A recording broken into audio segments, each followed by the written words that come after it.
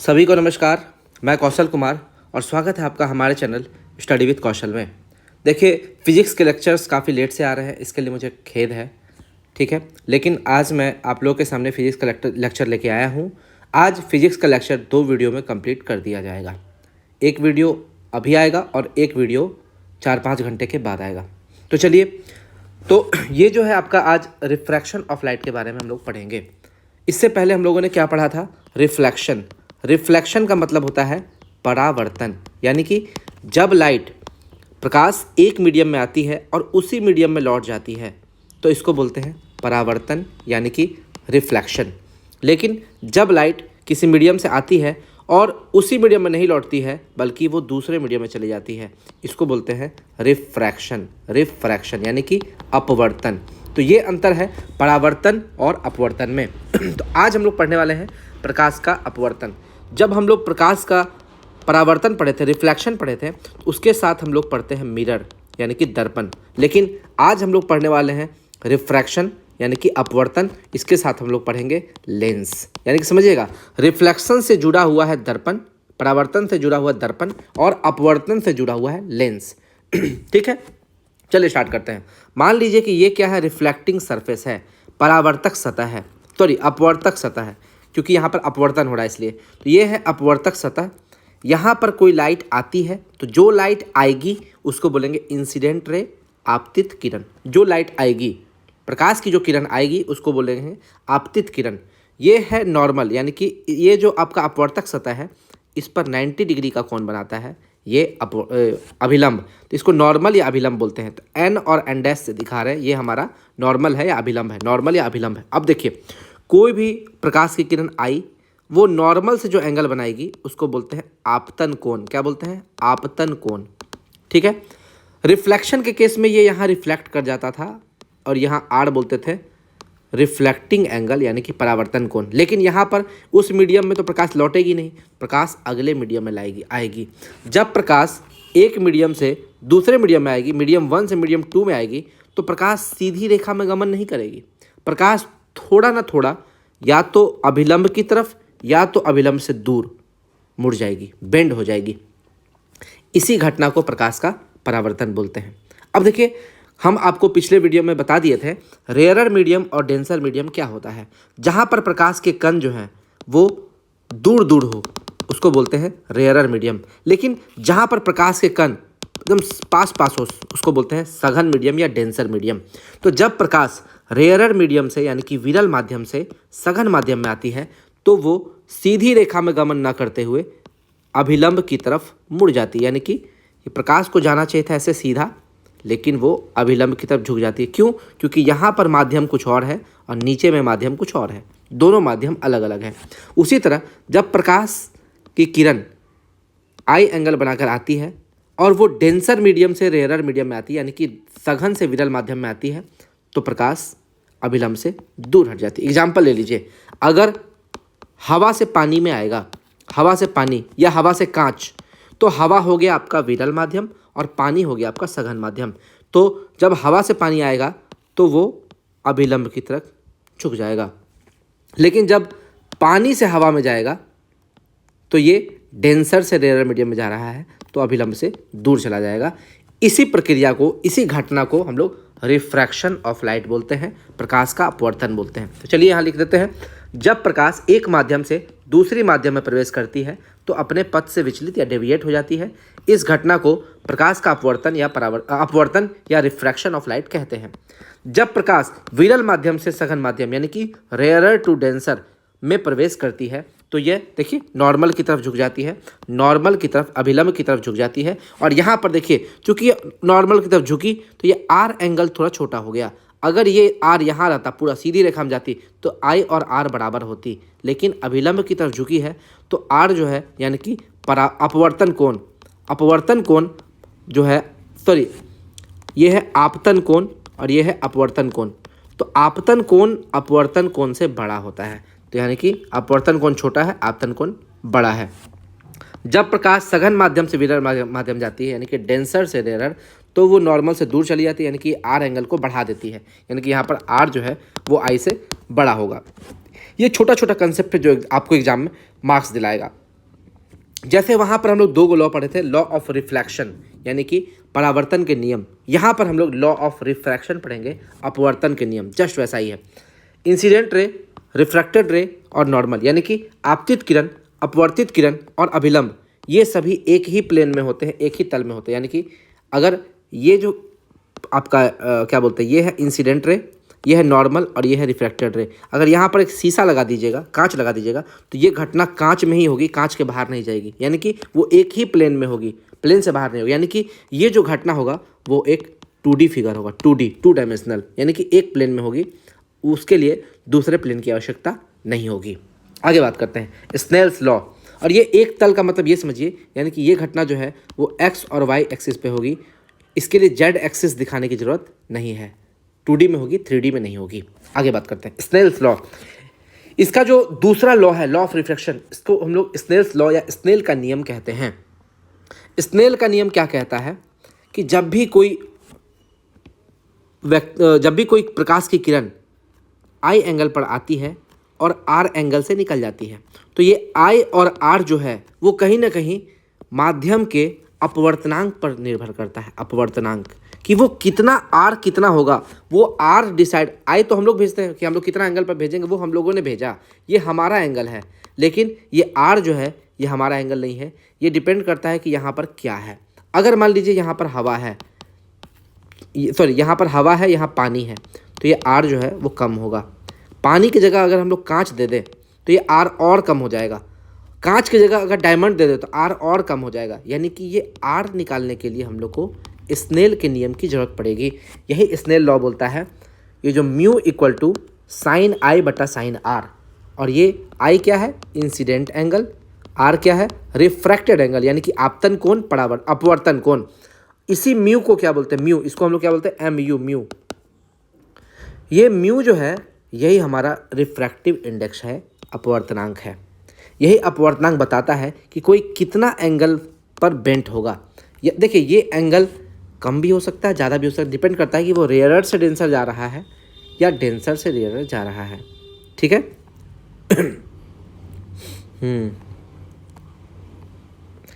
इसमें ऐसा याद रखते हैं, संविद पात्रा, संविद पात्रा का नाम सुने हैं, संविद पात्रा, हम तो ऐसे याद करें। संविद पात्रा है एक आपका बीजेपी का प्रवक्ता है, प्रवक्ता संविद पात्रा। तो संविद ट्रिक क्या है, देखिए, स हो गया सघन माध्यम, व हो गया विरल माध्यम, द का मतलब हो गया दूर। ठीक है, यानी कि जब प्रकाश सघन माध्यम से विरल माध्यम में जाएगी तो वो नॉर्मल से दूर चली जाएगी। ये आपका ट्रिक है, बहुत लोग भूल जाते हैं। इस सघन माध्यम से विरल माध्यम में जाएगी, विरल माध्यम में जाएगी तो वो नॉर्मल से दूर चली जाएगी। ठीक है, संविद पात्रा, संविद याद रखिए, संविद पात्रा, ये ट्रिक है। आगे बात करते हैं म्यू। म्यू जो है रिफ्रैक्टिव इंडेक्स, वो स्पीड ऑफ लाइट के इन्वर्सली प्रोपोर्शनल होता है। यानी कि mu is inversely proportional to C, C यानी कि speed of light. Speed of light कितना होता है, 3 × 10⁸ मीटर पर सेकेंड। ठीक है, यानी कि अगर हम लोग μ1 बटा μ2 निकालें, यानी कि एक माध्यम का रिफ्रैक्टिव इंडेक्स बटा दूसरे माध्यम का अपवर्तनांक, तो उसका रेशियो स्पीड के उल्टा होगा। यानी कि अगर μ1 ऊपर में है तो स्पीड c1 नीचे होगा, c1 नीचे होगा, c2 ऊपर होगा, उल्टा होगा। यानी कि μ1 बटा μ2 बराबर c1 नीचे होगा, c2 ऊपर होगा, जस्ट उल्टा होगा, क्योंकि रिफ्रैक्टिव इंडेक्स जो है वो स्पीड ऑफ लाइट के इन्वर्सली प्रोपोर्शनल उल्टा होता है। यानी कि μ1 बटा μ2 इक्वल टू v2 बटा v1, ये एकदम उल्टा होता है। याद रखिएगा, ये एकदम रेसिप्रोकल होगा, रेसिप्रोकल होगा, यानी कि उल्टा होगा, उल्टा होगा। यही ट्रिक है इसका याद रखने का, और इस पर भी न्यूमेरिकल्स बनते हैं। आगे बात करते हैं, ये जो रिफ्रैक्टिव इंडेक्स है यानी अपवर्तनांक है वो वेवलेंथ के भी उल्टा होगा, वेवलेंथ के भी उल्टा होगा। यानी कि समझ लीजिए कि अगर जिसका वेवलेंथ ज़्यादा है ये कम होगा, और ये टेम्परेचर के भी इन्वर्सली प्रोपोर्शनल है। यानी कि ये सब का रिफ्रैक्टिव इंडेक्स को मान लीजिए सब के इन्वर्सली प्रोपोर्शनल, बस सिर्फ और सिर्फ ये म्यू जो है वो डिफ्लेक्शन के डायरेक्टली प्रोपोर्शनल होता है। Mu is directly proportional to deflection, deflection, सिर्फ और सिर्फ ये डिफ्लेक्शन के डायरेक्टली प्रोपोर्शनल होता है, बाकी सबके इन्वर्सली प्रोपोर्शनल होता है। अब देखिए, हम आपको बताया था विबग्योर, विबग्योर, ठीक है, या इसको ऐसा ही बोल सकते हैं बैजानी हपी नाला, यानी कि बैगनी, जामुनी, नीला, हरा, पीला, नारंगी, लाल। तो अगर हम लोग लेफ्ट से राइट जाते हैं तो लेमडा बढ़ता है, यानी कि तरंगदैर्घ्य बढ़ता है, तरंगदैर्घ्य बढ़ता है।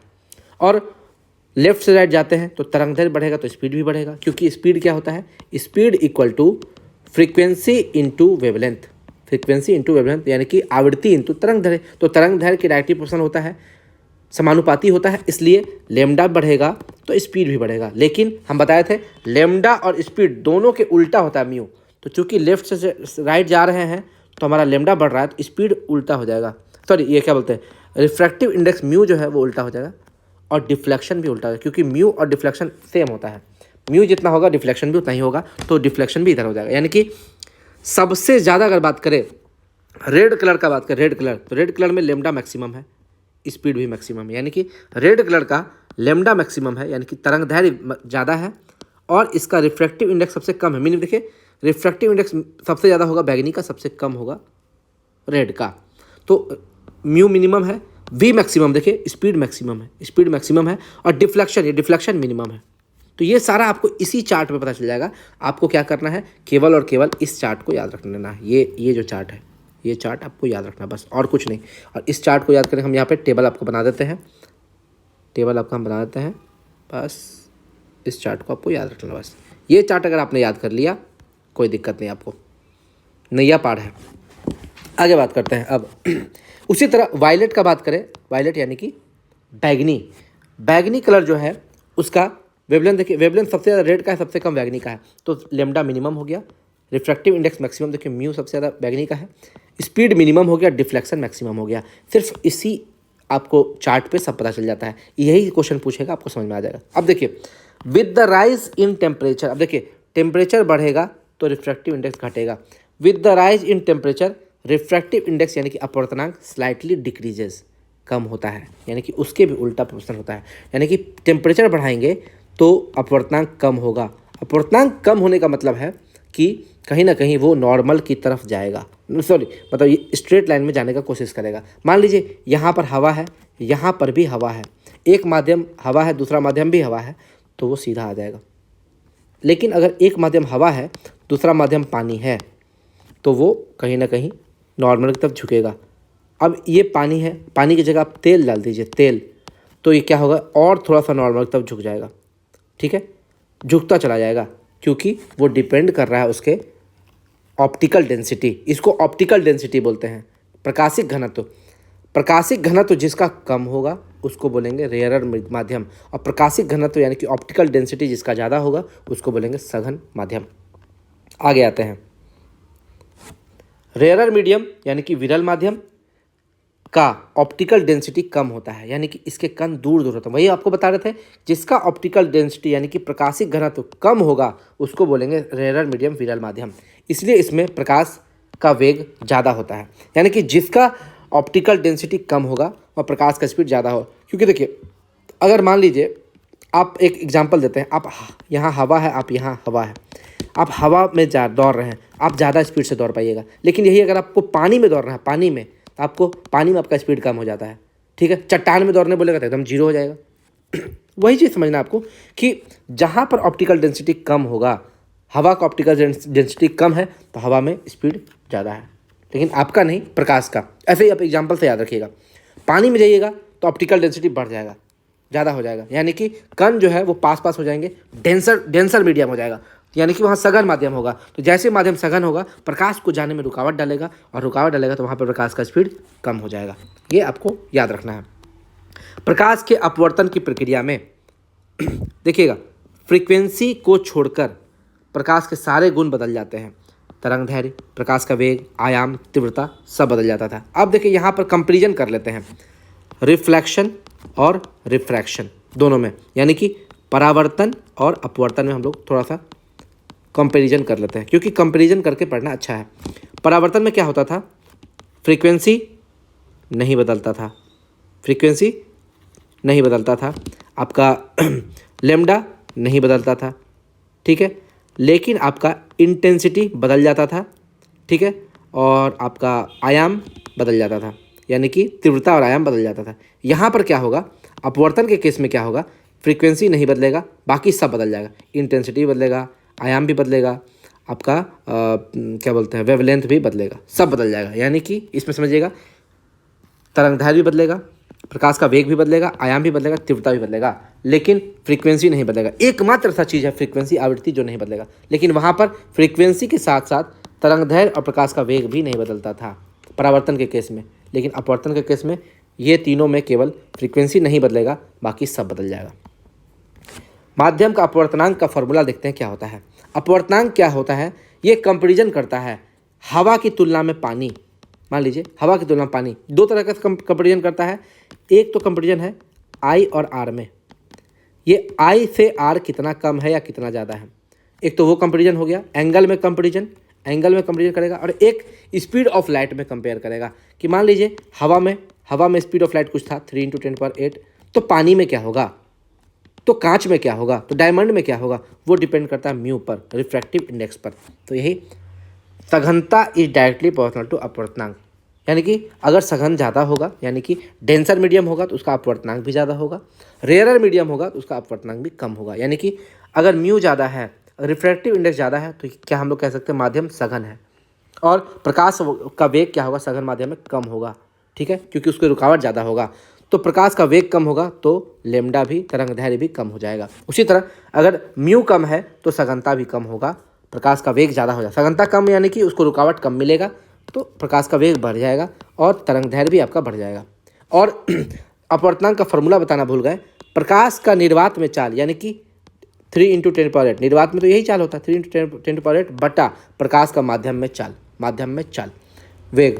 अगर मान लीजिए 3 × 10⁸ है और अपवर्तनांक आपका 1.5 दिया हुआ है, तो ये निकालना है। कैसे निकलेगा? तो ये हो गया आपका 1.5, ये आपका 3 × 10⁸, ये निकालना है। तो भी कितना हो जाएगा 3/1.5 × 10⁸, यानी कि 2 × 10⁸।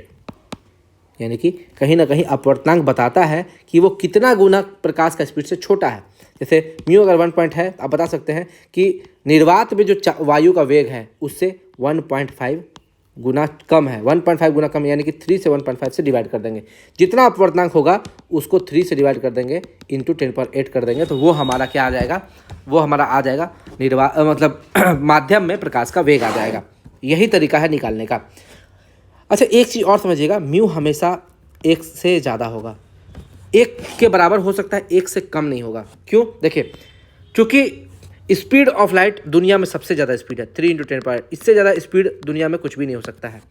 कोई भी स्पीड होगा वो स्पीड ऑफ लाइट से कम ही होगा, यानी कि भी जो है वो हमेशा सी से कम होगा, यानी कि भी जो है उसी से कम होगा, यानी कि सी ज़्यादा है भी कम है, यानी कि म्यू जो है वो 1 से ज़्यादा होगा।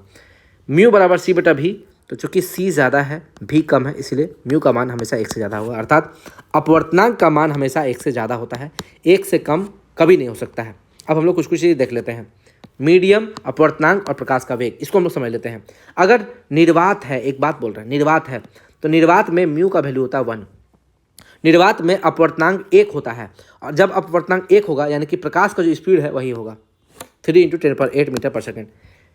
अगर वायु है तो वायु में अपवर्तनांक होता है 1.003, यानी कि वायु को कभी कभी निर्वात के बराबर मान लिया जाता है कि लगभग निर्वात ही है। पूर्णतः निर्वात नहीं है, लेकिन निर्वात ही माना जाता है। तो 1.0003, यानी कि अगर 3 को हम लोग 1.00003 से डिवाइड करेंगे तो आंसर आएगा 2.986। तो वायु में प्रकाश का वेग हो जाएगा 2.986 × 10⁸ मीटर/सेकंड। कभी कभी इसको लगभग में 3 ही मान लिया जाता है, 3 ही मान लिया जाता है। आपको ये भी मानना है, वायु दिया तो आपको 3 × 10⁸ ही लेना है। एग्जाम में आपको 3 × 10⁸ वायु में भी लेता है, निर्वात में भी लेता है, लेकिन निर्वात में ज़्यादा होगा, वायु में इससे थोड़ा सा कम होता है। पानी का बात करें तो पानी में प्रकाश का स्पीड पानी का अपवर्तनांक होता है 1.33, और पानी में 3 को अगर 1.33 से डिवाइड करेंगे तो आंसर आ जाएगा 2.25 × 10⁸ मीटर/सेकंड। तो यानी कि ये निर्वात में प्रकाश का वेग था 3 × 10⁸, और पानी में प्रकाश का वेग है 2.25 × 10⁸। कितना कम है? यहाँ से अगर इसको माइनस कीजिएगा कितना कम है, तो देखिए 3 से 2.75 कितना कम है, 0.75 कम है। कितना परसेंट? तो 0.75 बटा 3 × 100, यही होगा। तो 3 से काटेंगे तो 0.25, यानी कि 25%। तो आपसे पूछ सकता है पानी में जो प्रकाश का स्पीड होता है वो निर्वात में स्पीड से कितना गुना कम होता है, कितना परसेंट? तो 25% कम होता है। ये भी प्रश्न आपसे एग्जाम में पूछ सकता है। अब हम लोग आते हैं कांच में, ग्लास में। ग्लास का अपवर्तनांक होता है 1.51, लगभग में इसको 1.5 लेता है, 1.5 लेता है।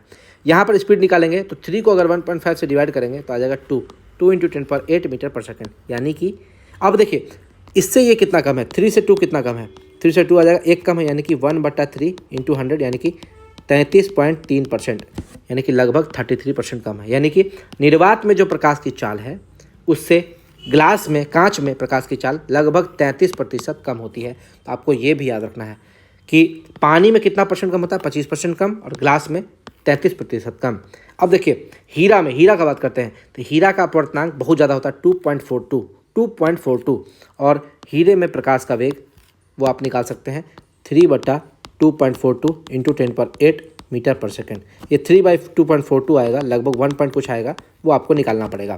तो ये नहीं पूछता जनरली। हीरे का केवल अपवर्तनांक आपको याद रखना है, हीरे का अपवर्तनांक ज़्यादा होता है, और हीरे की कटिंग ऐसे की जाती है कि हीरा में प्रकाश जो है वो हम आगे बताएंगे टोटल इंटरनल रिफ्लेक्शन में, यानी कि पूर्ण आंतरिक परावर्तन में हम आपको बताएंगे हीरा चमकता क्यों है। देखिए हीरा का रिफ्रैक्टिव इंडेक्स याद रखने का फ़ायदा क्या है। हीरे में क्रिटिकल एंगल होता है, वो क्रिटिकल एंगल भी आगे बताने वाले हैं। क्रिटिकल एंगल जो हीरा का होता है वो होता है 24.2 डिग्री, और हीरे का अपवर्तनांक होता है 2.42। यानी कि देखिए इसी 2 में अगर पॉइंट को आगे बढ़ा दे तो वो हीरे का क्रिटिकल एंगल, क्रांतिक कोण होता है। तो यानी कि हीरे का अपवर्तनांक है, ये अपवर्तनांक 2.42, और क्रांतिक कोण 24.2, ये होता है क्रांतिक कोण।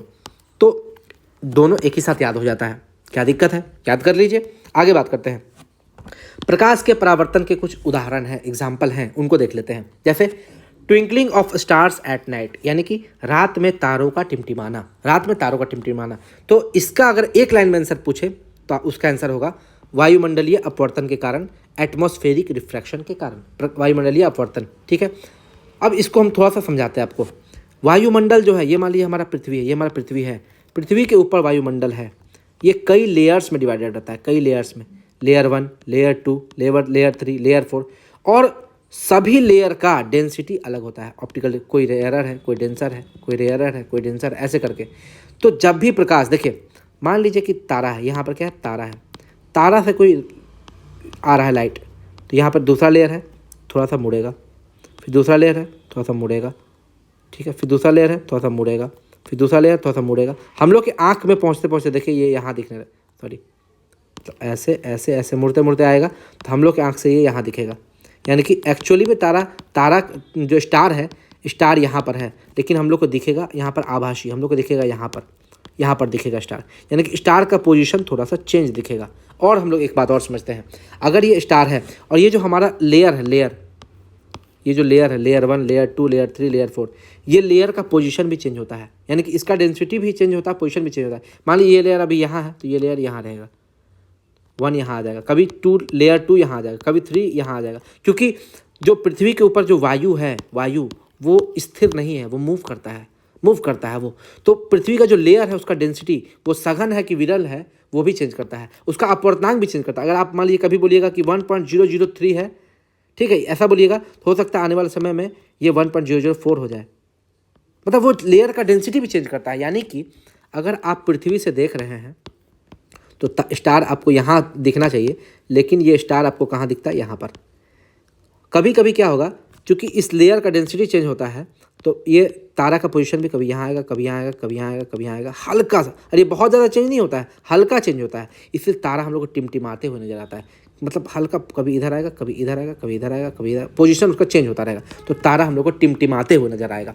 ये हम एक समझाने का तरीका बताएं। इतना ज़्यादा मूव नहीं करता है, ज़्यादा मूव करता तो तारा हम लोग को मूव करते हुए दिखता, कम मूव करता है, इसीलिए हम लोग को टिमटिमाते हुए नजर आता है। और उसका एकमात्र रीजन है वायुमंडलीय अपवर्तन। वायुमंडल में जो लेयर होता है उसमें अपवर्तन होता है। अब इसको समझते हैं।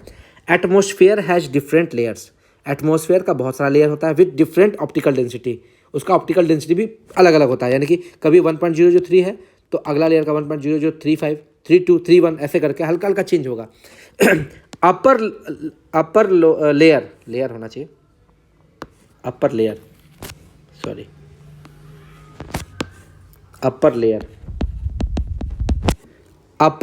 जो ऊपर लेयर है हैज़ लोअर डेंसिटी, उसको रेयरर बोलते हैं, और lower layer has higher density. यानी कि जो ऊपर वाला लेयर है 1, 2, 3, 4, तो 1 से ज़्यादा होगा 2, 2 से ज़्यादा 3, 3 से ज़्यादा 4, है ना, ये बोल रहा है, नहीं उल्टा बोल रहा है।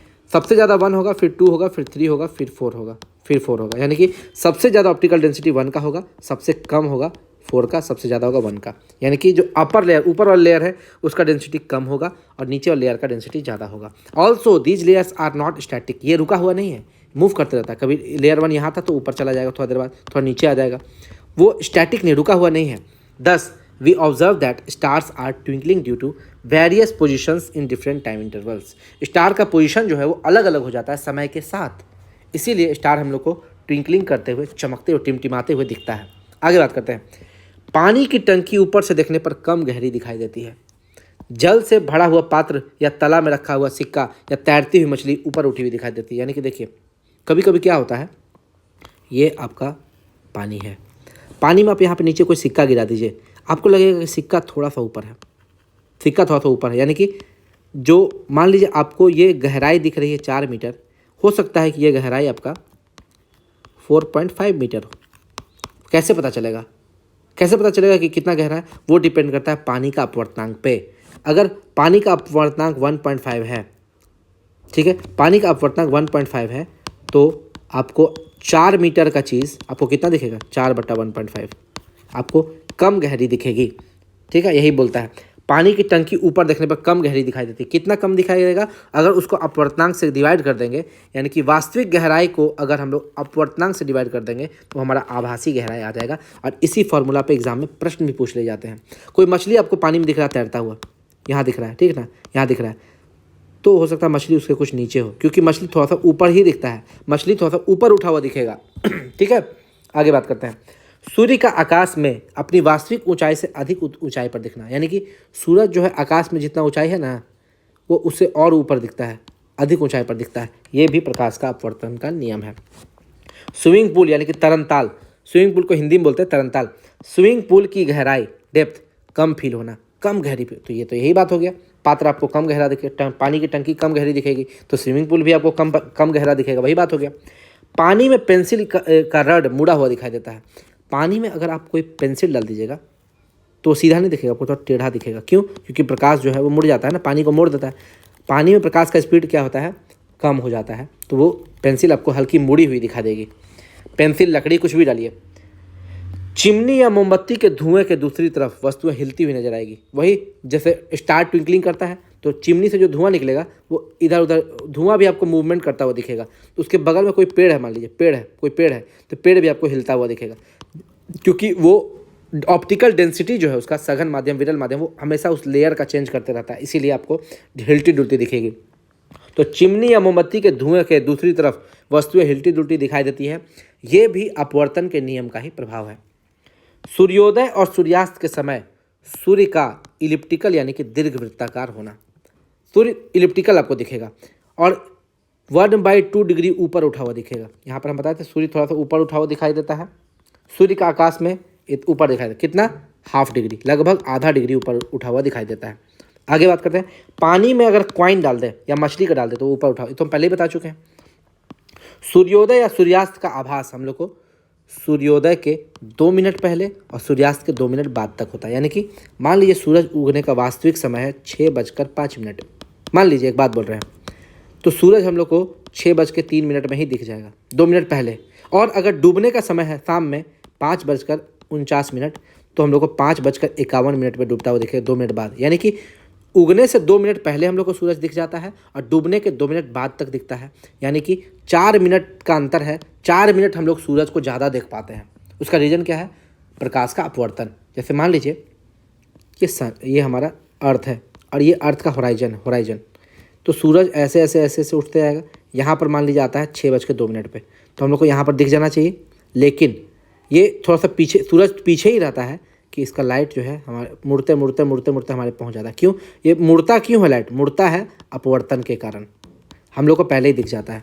यानी कि हमारा अर्थ है, जब तक सूरज इसका होराइजन पर नहीं आएगा, होराइजन के ऊपर नहीं आएगा, हम लोग को नहीं दिखेगा, लेकिन सूरज जो है थोड़ा सा पीछे ही, होराइजन के थोड़ा नीचे ही रहता है, इसका लाइट हल्का मुड़ेगा, मुड़ते हमारी आँख में पहुंच जाता है, हम लोग को दिख जाता है। और ये कितना अंतर होता है? 2 मिनट का, 2 मिनट पहले दिख जाता है। वही चीज़ डूबने समय भी होता है, 2 मिनट बाद तक हम लोग को दिखाई देता है। टोटल 4 मिनट का अंतर होता है। सूर्योदय और सूर्यास्त के समय जब सूर्य होराइजन के नीचे होता है तो लाल प्रतीत होता है। तो ये कहीं ना कहीं इसका एक और रीजन है, scattering of light. Scattering of light, प्रकाश का प्रकीर्णन, प्रकीर्णन वो बाद में बताएंगे। लेकिन 2 मिनट पहले और 2 मिनट बाद का दिखना ये प्रकाश का अपवर्तन है।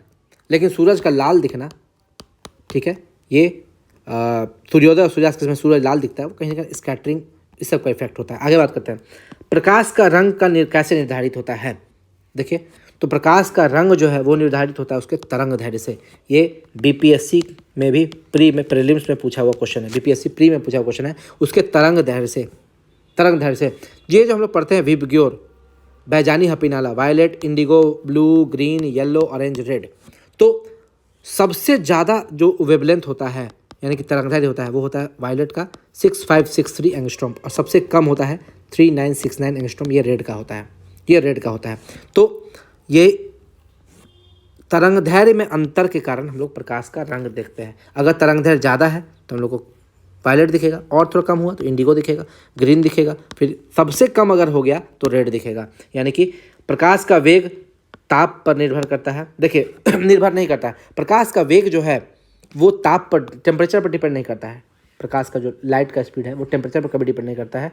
प्रकाश जो है वो एक इलेक्ट्रोमैग्नेटिक वेव है, विद्युत चुंबकीय तरंग है, और ये इसके लिए कोई माध्यम का आवश्यकता नहीं होता है, ना ही इसके लिए कोई टेम्परेचर का आवश्यकता होता है। ये किसी भी माध्यम में किसी भी टेम्परेचर पे मूव कर सकता है, ये प्रकाश का वेग है। लेकिन प्रकाश का रंग जो है, आपसे ये भी पूछता है तारा का रंग, तारा यानी कि स्टार का रंग किस पर डिपेंड करता है, तो वो टेम्परेचर पर डिपेंड करता है। लेकिन प्रकाश का रंग, वेग लिख दिया, रंग होना चाहिए यहाँ पे। प्रकाश का जो रंग है, प्रकाश का रंग, प्रकाश का जो रंग है वो तापमान पर निर्भर नहीं करता है। स्टार्स, अगर हम बात करें स्टार्स का रंग यानी कि तारों का रंग, वो किस पर डिपेंड करता है, तापमान पर, टेम्परेचर पर डिपेंड करता है, टेम्परेचर पर डिपेंड करता है। लेकिन लाइट का जो आपका रंग है, प्रकाश का रंग है, वो टेम्परेचर पर नहीं, उसके तरंग दैर्घ्य पर निर्भर करता है, वेवलेंथ पर निर्भर करता है। और ये प्रश्न बहुत बार एग्जाम में पूछा है, आपको इसको याद रखना है। आगे अब क्वेश्चन सुनिए, देखिए प्रीवियस ईयर क्वेश्चन रेलवे का क्वेश्चन है, जब रंगीन अक्षरों पर समतल कांच की पट्टी रखी जाती है तो कौन सा अक्षर सबसे कम उठा हुआ दिखाई देगा। अब देखिएगा, फॉर्मूला होता है राइज इक्वल टू, जो हम लोग कितना अक्षर कितना ऊपर उठा हुआ है, कितना ऊपर उठा हुआ है। यानी कि जब एक यहाँ पर मान लीजिए ये टेबल है, देखिए टेबल है, ठीक है, टेबल के अंदर आप कुछ कलर लिख दीजिए, रेड, ब्लू, ग्रीन, येलो, ठीक है, मान लीजिए 4 कलर रख दिए, रेड, ब्लू, ग्रीन, येलो, और इसके ऊपर रख दिए कांच। कांच के ऊपर से देखेंगे तो हर कलर कुछ ऊपर उठा हुआ दिखाई देगा। कितना ऊपर उठा हुआ दिखाएगा और सबसे ज़्यादा कौन उठा हुआ दिखाई देगा, उसका देखिए ये समझिए। राइज जो है वो वास्तविक गहराई माइनस आभासी गहराई, ये होता है। तो ये real depth minus real depth बता म्यू, हम बताए थे। वास्तविक गहराई को अगर हम लोग अपवर्तनांक से डिवाइड कर देंगे तो ये हमारा आ जाएगा आभासी गहराई। तो वास्तविक गहराई में अगर आभासी गहराई को घटा देंगे तो हमारा कितना ऊपर उठा है वो दिखाते हैं, सिक्का या रंग कितना ऊपर उठा है वो आ जाएगा। यानी कि इसमें से RD यानी कि रियल डेप्थ, वास्तविक गहराई को अगर कॉमन ले लेंगे 1 - 1/μ। ठीक, अब समझिएगा, अगर म्यू को बढ़ाएंगे तो 1/μ घटेगा और 1 - 1/μ बढ़ेगा। यानी कि समझिएगा, म्यू को अगर बढ़ाएं तो 1/μ क्या होगा, घटेगा, और -1/μ क्या होगा, बढ़ेगा। यानी कि कहीं ना कहीं म्यू अगर बढ़ाने से ये पूरा राइज भी बढ़ता है, यानी कि राइज जो है म्यू बढ़ाने से बढ़ेगा। अर्थात जिसका म्यू सबसे कम होगा वह सबसे कम उठा हुआ दिखाई देगा। अब हम लोग पढ़े थे विबग्योर, लेमडा सबसे ज़्यादा रेड का होता है और रिफ्रैक्टिव इंडेक्स सबसे ज़्यादा वायलेट का होता है। यानी कि वायलेट का कलर जो है वो सबसे कम उठा हुआ दिखा देगा, क्योंकि इसका रिफ्रैक्टिव इंडेक्स सबसे ज़्यादा होता है, सबसे ज़्यादा होता है। सबसे कम होगा इसका रिफ्रैक्टिव म्यू सबसे राइज इज डायरेक्टली बता म्यू सबसे कम उठा हुआ दिखाई देगा, है ना। तो सबसे कम में रेड हो जाएगा, रेड हो जाएगा आंसर। हम सबसे ज़्यादा मार दिए हैं, यहाँ पर रेड हो जाएगा आंसर, रेड आंसर हो जाएगा रेड। क्यों, देखिए विबग्योर, यहाँ समझिएगा कहाँ पर बताए थे हम, यहाँ देखिए विबग्योर सबसे ज़्यादा म्यू होगा वायलेट का, यानी कि म्यू जिसका ज़्यादा होगा उसका राइज भी ज़्यादा होगा। यानी कि हम बताया यहाँ पे देखिए rise is directly proportional to mu, यानी कि म्यू मैक्सिमम किसका होता है, वायलेट का, वायोलेट का। तो राइज भी सबसे ज़्यादा किसका होगा? सबसे ज़्यादा वायलेट का होगा। लेकिन क्वेश्चन में क्या पूछा? सबसे कम। तो सबसे कम हो जाएगा म्यू, सबसे कम होगा रेड का। अब मिनिमम होता है म्यू रेड का, तो म्यू सबसे कम अगर रेड का है, उल्टा बोल दिए क्या?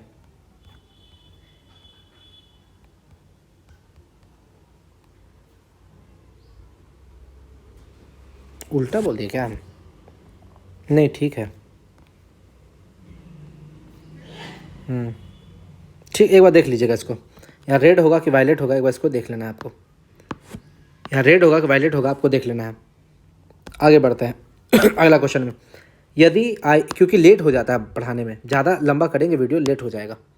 अगला क्वेश्चन देखिए, यदि आई हमारा 90 डिग्री है और आर हमारा 30 डिग्री है तो हमारा रिफ्रैक्टिव इंडेक्स कितना होगा? यहाँ पे स्नेल्स का लॉ लगेगा, स्नेल का नियम।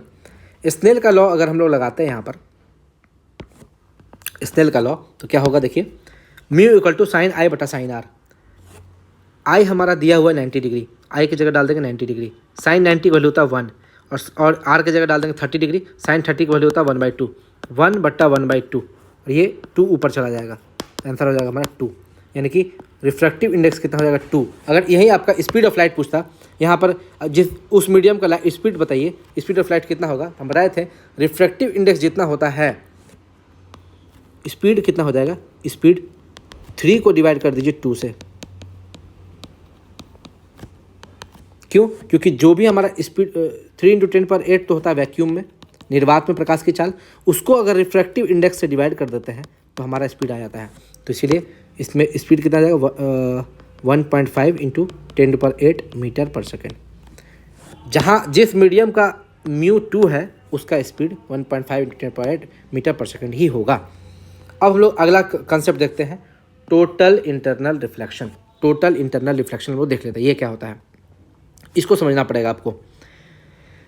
इसमें टोटल इंटरनल रिफ्लेक्शन के लिए क्राइटेरिया है, ये हमेशा सघन माध्यम से विरल माध्यम में होना चाहिए। हम आपको संविद पत्रा एक रूल बताए थे, संविद पत्रा यानी कि सघन माध्यम से अगर विरल माध्यम में जा रहा है तो दूर जाएगा।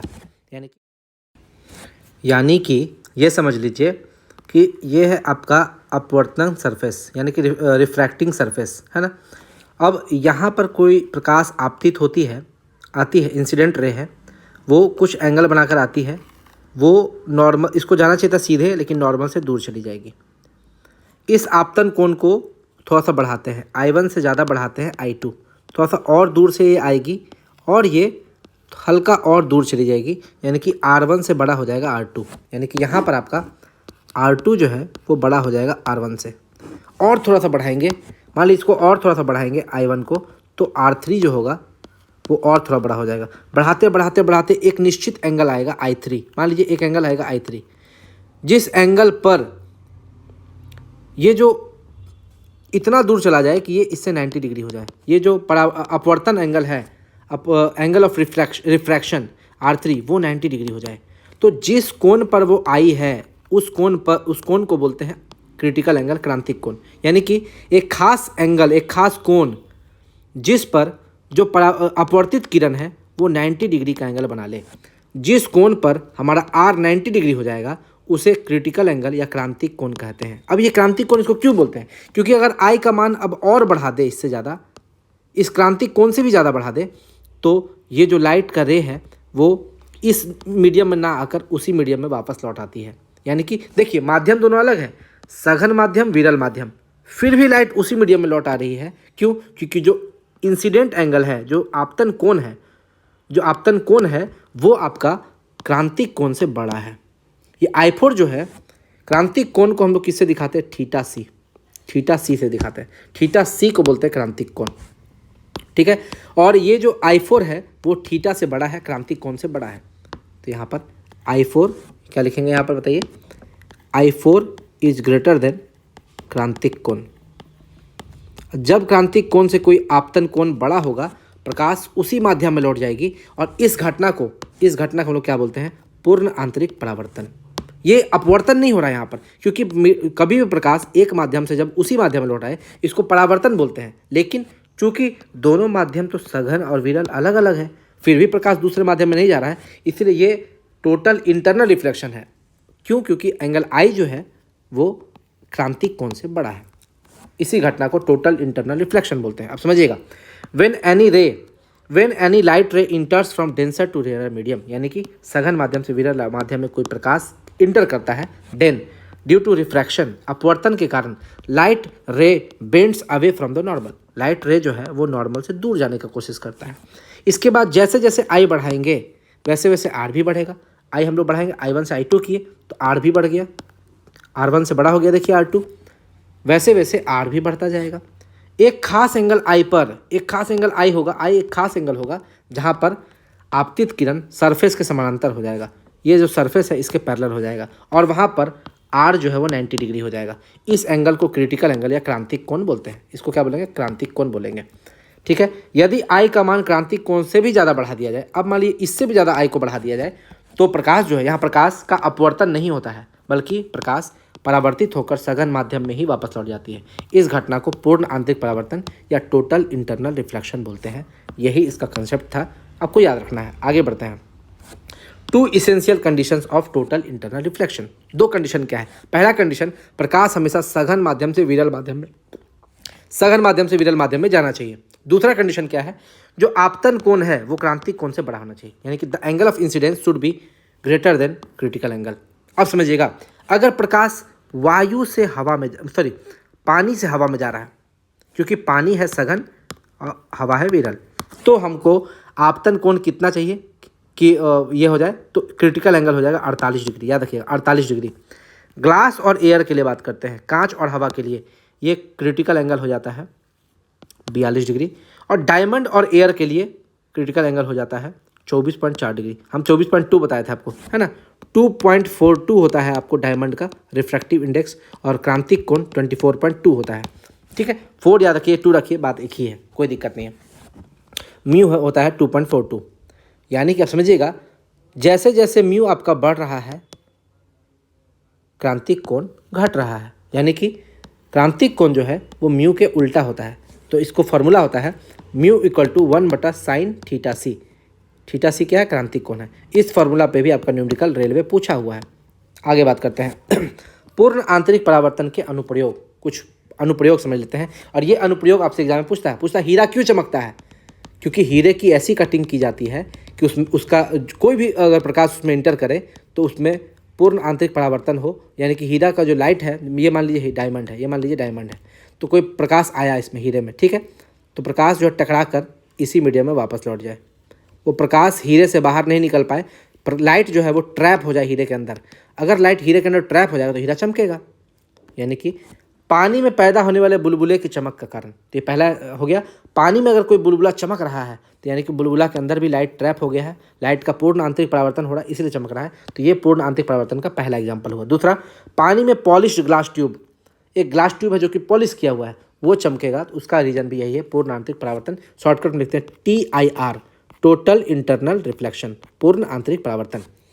Formation of mirage in desert. देखिए रेगिस्तान में क्या होता है, यहाँ पे हिरन मृग का मतलब होता है हिरन, तृष्णा यानी कि पानी की इच्छा, तृष्णा में वो भागता है। हिरन जो है, हिरन रेत, ये जो रेगिस्तान में रेत होता है, रेत पे सनलाइट जब पड़ता है ना, सनलाइट के कारण ये रेत चमकता है। और इस रेत के बगल में अगर कोई पेड़ है, तो इस पेड़ का उल्टा छाया बनता है। तो ये क्या बोलते हैं, ये आपका उल्टा छाया हमेशा पानी में बनता है, पानी बनता है। तो जो हिरन होता है, हिरन दौड़ के भागता है, अरे यहाँ पानी है, प्यास लगा हुआ रहता है, उसको दौड़ के भागता है कि उसको पानी मिलेगा यहाँ पर, लेकिन वहाँ उसको पानी नहीं मिलता बल्कि रेत मिलता है। अब क्या होता है देखिए, ये यहाँ पर हिरन है, हिरन डियर, और यहाँ पर टोटल इंटरनल रिफ्लेक्शन हुआ है, जिसके कारण उसका पानी का इमेज नीचे बन रहा है, पेड़ का इमेज नीचे बन रहा है, तो उसको लग रहा है यहाँ पानी है। फिर जैसे वो हिरन यहाँ पहुँचेगा ना, उसको पानी यहाँ दिखने लगेगा। फिर जब हिरन यहाँ पहुँचेगा तो पानी उसको और आगे दिखने लगेगा। हिरन इसी पानी की तलाश में दर बदर भटकते रहता है, और इसी घटना को मृग तृष्णा बोलते हैं। अब मृग तृष्णा में कई हिरन मर जाते हैं। तो मृग तृष्णा का फॉर्मेशन होना, यानी कि मिराज को मृग तृष्णा बोलते हैं। लगेगा आपको डेजर्ट में, रेगिस्तान में कि वो वहाँ पानी है, लेकिन पानी नहीं रहता है। वो टोटल इंटरनल रिफ्लेक्शन यानी कि पूर्ण आंतरिक परावर्तन के कारण ऐसा सीन क्रिएट हो जाता है कि पेड़ों की छाया उल्टी बनने लगती है, पशु पक्षियों की छाया भी वहाँ बनने लगती है। तो वहाँ पर लगता है कि पानी है, लेकिन वो पानी नहीं होता है, वो मिराज फॉर्मेशन होता है। तो मिराज में दो चीज़ होता है, एक तो रिफ्लेक्शन होता है, दूसरा टोटल इंटरनल रिफ्लेक्शन होता है। और ये काफ़ी एग्जाम में पूछा जाने वाला प्रश्न है। रेगिस्तान या गर्मी में सड़क या रेत पर पानी का दिखना। सड़क पर भी कभी कभी दिख जाता है, सड़क भी चमकेगा तो दिख जाएगा। आगे बात करते हैं लूमिंग। लूमिंग यानी कि भूतिया जहाज। भूतिया जहाज में भी आपको पूर्ण आंतरिक परावर्तन का ही अनुप्रयोग है। हीरे का चमकना। हीरे का चमकना क्यों? क्योंकि हीरे का रिफ्रैक्टिव इंडेक्स कितना होता है? 2.42। और हीरे का क्रिटिकल एंगल, क्रांतिक कोण, क्रिटिकल एंगल होता है 24.2 नहीं 24.4 या 2, जो भी याद रखिए, 2 रखिए, फ़ोन रखिए, आपको एग्जाम में कोई दिक्कत नहीं होता है, होगा वही आंसर होगा। आगे बात करते हैं प्रकाशिक तंतु यानी कि ऑप्टिकल फाइबर। ऑप्टिकल फाइबर में क्या होता है वो बताते हैं। देखिए ऑप्टिकल फाइबर, मान लीजिए ये है स्टेशन ए, ये है स्टेशन बी। स्टेशन ए और बी के बीच में 10 किलोमीटर का अंतर है, मान लीजिए 10 किलोमीटर का अंतर है, ठीक है। स्टेशन ए से कोई टेलीफोन अगर स्टेशन बी में जुड़ा हुआ है, एक बात बोल रहे हैं, कोई टेलीफोन अगर स्टेशन बी में जुड़ा हुआ है और तार से जुड़ा हुआ है तो सिग्नल का लॉस होता है। क्या होता है? इतनी लंबी दूरी में सिग्नल जो है धीरे धीरे लॉस हो जाता है। मान लीजिए आपने ए और बी का बात करते हैं, ए में आपने दिया 10 हर्ट्ज, तो बी पर आपका पहुंचेगा 8 हर्ट्ज, या हो सकता है 7 पहुंचे, 6 पहुंचे या 5 पहुंचे। सिग्नल एकदम टोटली लॉस्ट हो जाता है, साउंड क्वालिटी भी जो टेलीफोन का है वो कम हो जाता है।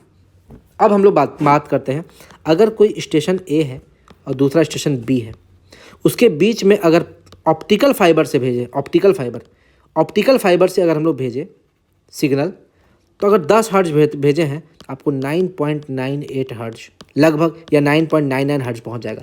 सिग्नल का लॉस हो जाता है जीरो, लगभग जीरो। तो यही तो फ़ायदा है।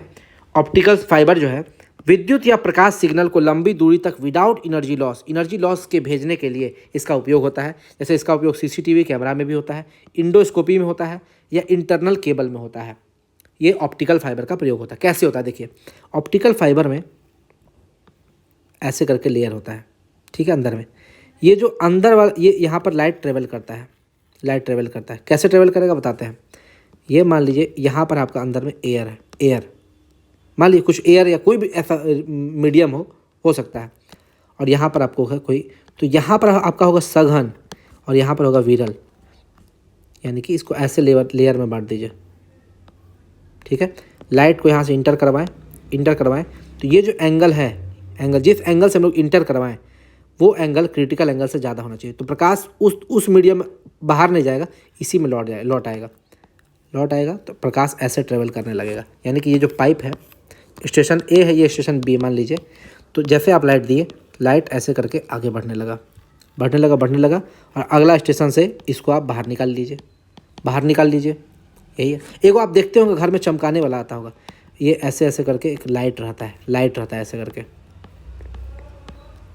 देखते होंगे एक लाइट रहता है। इसमें केबल को जैसे आप दीजिएगा ना, इसका ऊपर में चमकने लगेगा। ऑप्टिकल फाइबर का यूज करता है, ऊपर में एकदम लाइट चमचमाने लगेगा पूरा।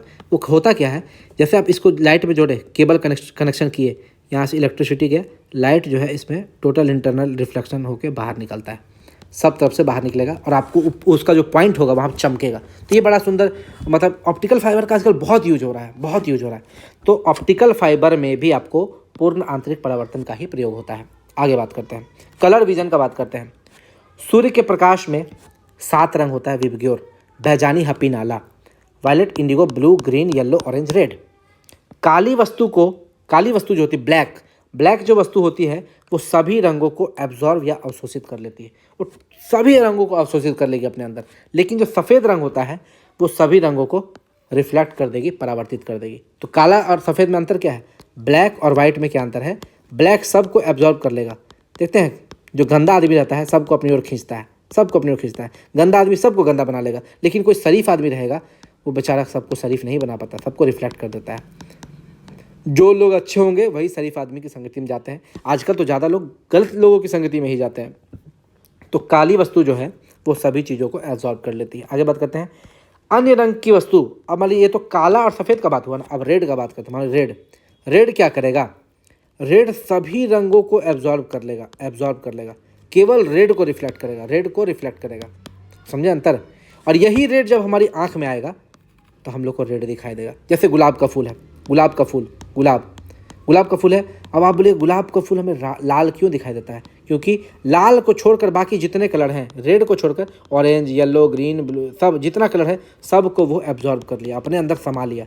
केवल और केवल वो रेड को बाहर फेंका, और यही रेड जब हमारी आंखों में आता है, यही रेड जब हमारी आंख में आएगा, हम लोग को वो रेड दिखाई देता है। यानी कि अन्य रंग की वस्तु जिस रंग की होती है उसे ही रिफ्लेक्ट करती है तथा शेष सभी रंगों को एब्जॉर्ब कर लेती है। यही कंसेप्ट है। जैसे गुलाब का फूल हमें लाल क्यों दिखाया जाता है? क्योंकि यह प्रकाश के सभी रंगों को एब्जॉर्ब कर लेती है, जबकि लाल रंग के प्रकाश को रिफ्लेक्ट करती है। यह लाल रंग हमारी आंख में प्रवेश करता है और हम लोग को लाल दिखाई देता है। जैसे गर्मी में सफ़ेद कपड़ा क्यों पहनते हैं, इसका आप लोग आंसर दीजिएगा।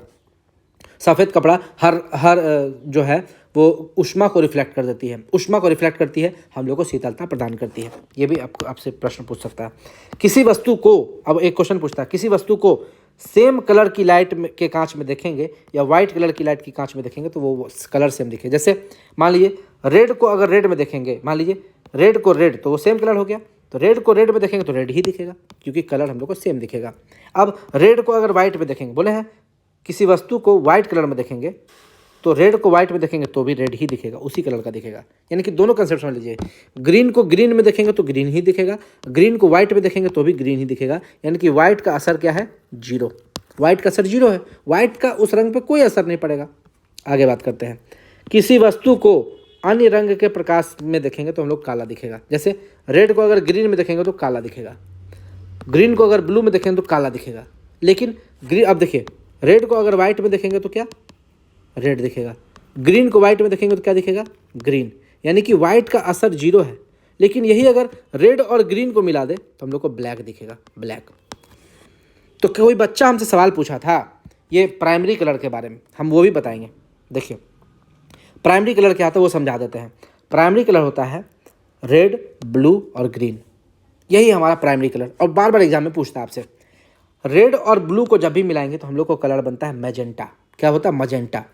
रेड को और ग्रीन को मिलाएंगे तो बनेगा येलो, और ब्लू और ग्रीन को मिलाएंगे तो बनेगा सियान, सियान कलर बनेगा। ये लाइट चैप्टर में लिखा हुआ है। और देखिए रेड, ब्लू और ग्रीन तीनों को मिला देंगे तो बन जाएगा वाइट। यानी कि रेड, ब्लू और ग्रीन तीनों को मिला देंगे तो बन जाएगा वाइट। मैजेंटा, येलो और सियान को मिला देंगे तो भी बन जाएगा वाइट। अब देखिए, लेकिन मैजेंटा, येलो और सियान ये प्राइमरी कलर्स है, सॉरी प्राइमरी कलर नहीं, सेकेंडरी कलर है, जो दो कलर को मिलाने से बना है। ये colour, these colour can't be in achieved in our daily life, so it looks black. हम लोग मैजेंटा, येलो, सियान, येलो तो देख लेते हैं, लेकिन ये वो वाला येलो नहीं जो रेड और ग्रीन से बनता है, वो येलो अलग है। इस येलो को नहीं देख पाते, तो मैजेंटा, येलो और सियान को नहीं देख पाते, इसलिए वो हम लोग को ब्लैक दिखता है। अब देखिए क्वेश्चन समझिएगा। रेड और ग्रीन को मिला दिए तो हम लोग क्या दिखा? ब्लैक।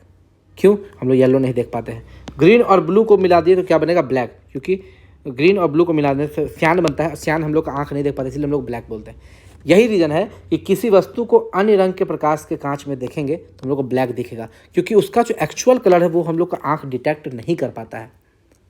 यही हमसे बच्चा पूछा था, सर ब्लू और ग्रीन को पढ़ाएंगे तो वो तो सियान बन जाता है, ब्लू और ग्रीन को मिलाएंगे सियान बनता है, आपने बताया ब्लैक। कैसे? क्योंकि सियान कलर हमारा आंख डिटेक्ट नहीं कर पाता है, और जो कलर हमारा आंख डिटेक्ट नहीं कर पाएगा उसको ब्लैक बताएगा। क्लियर है?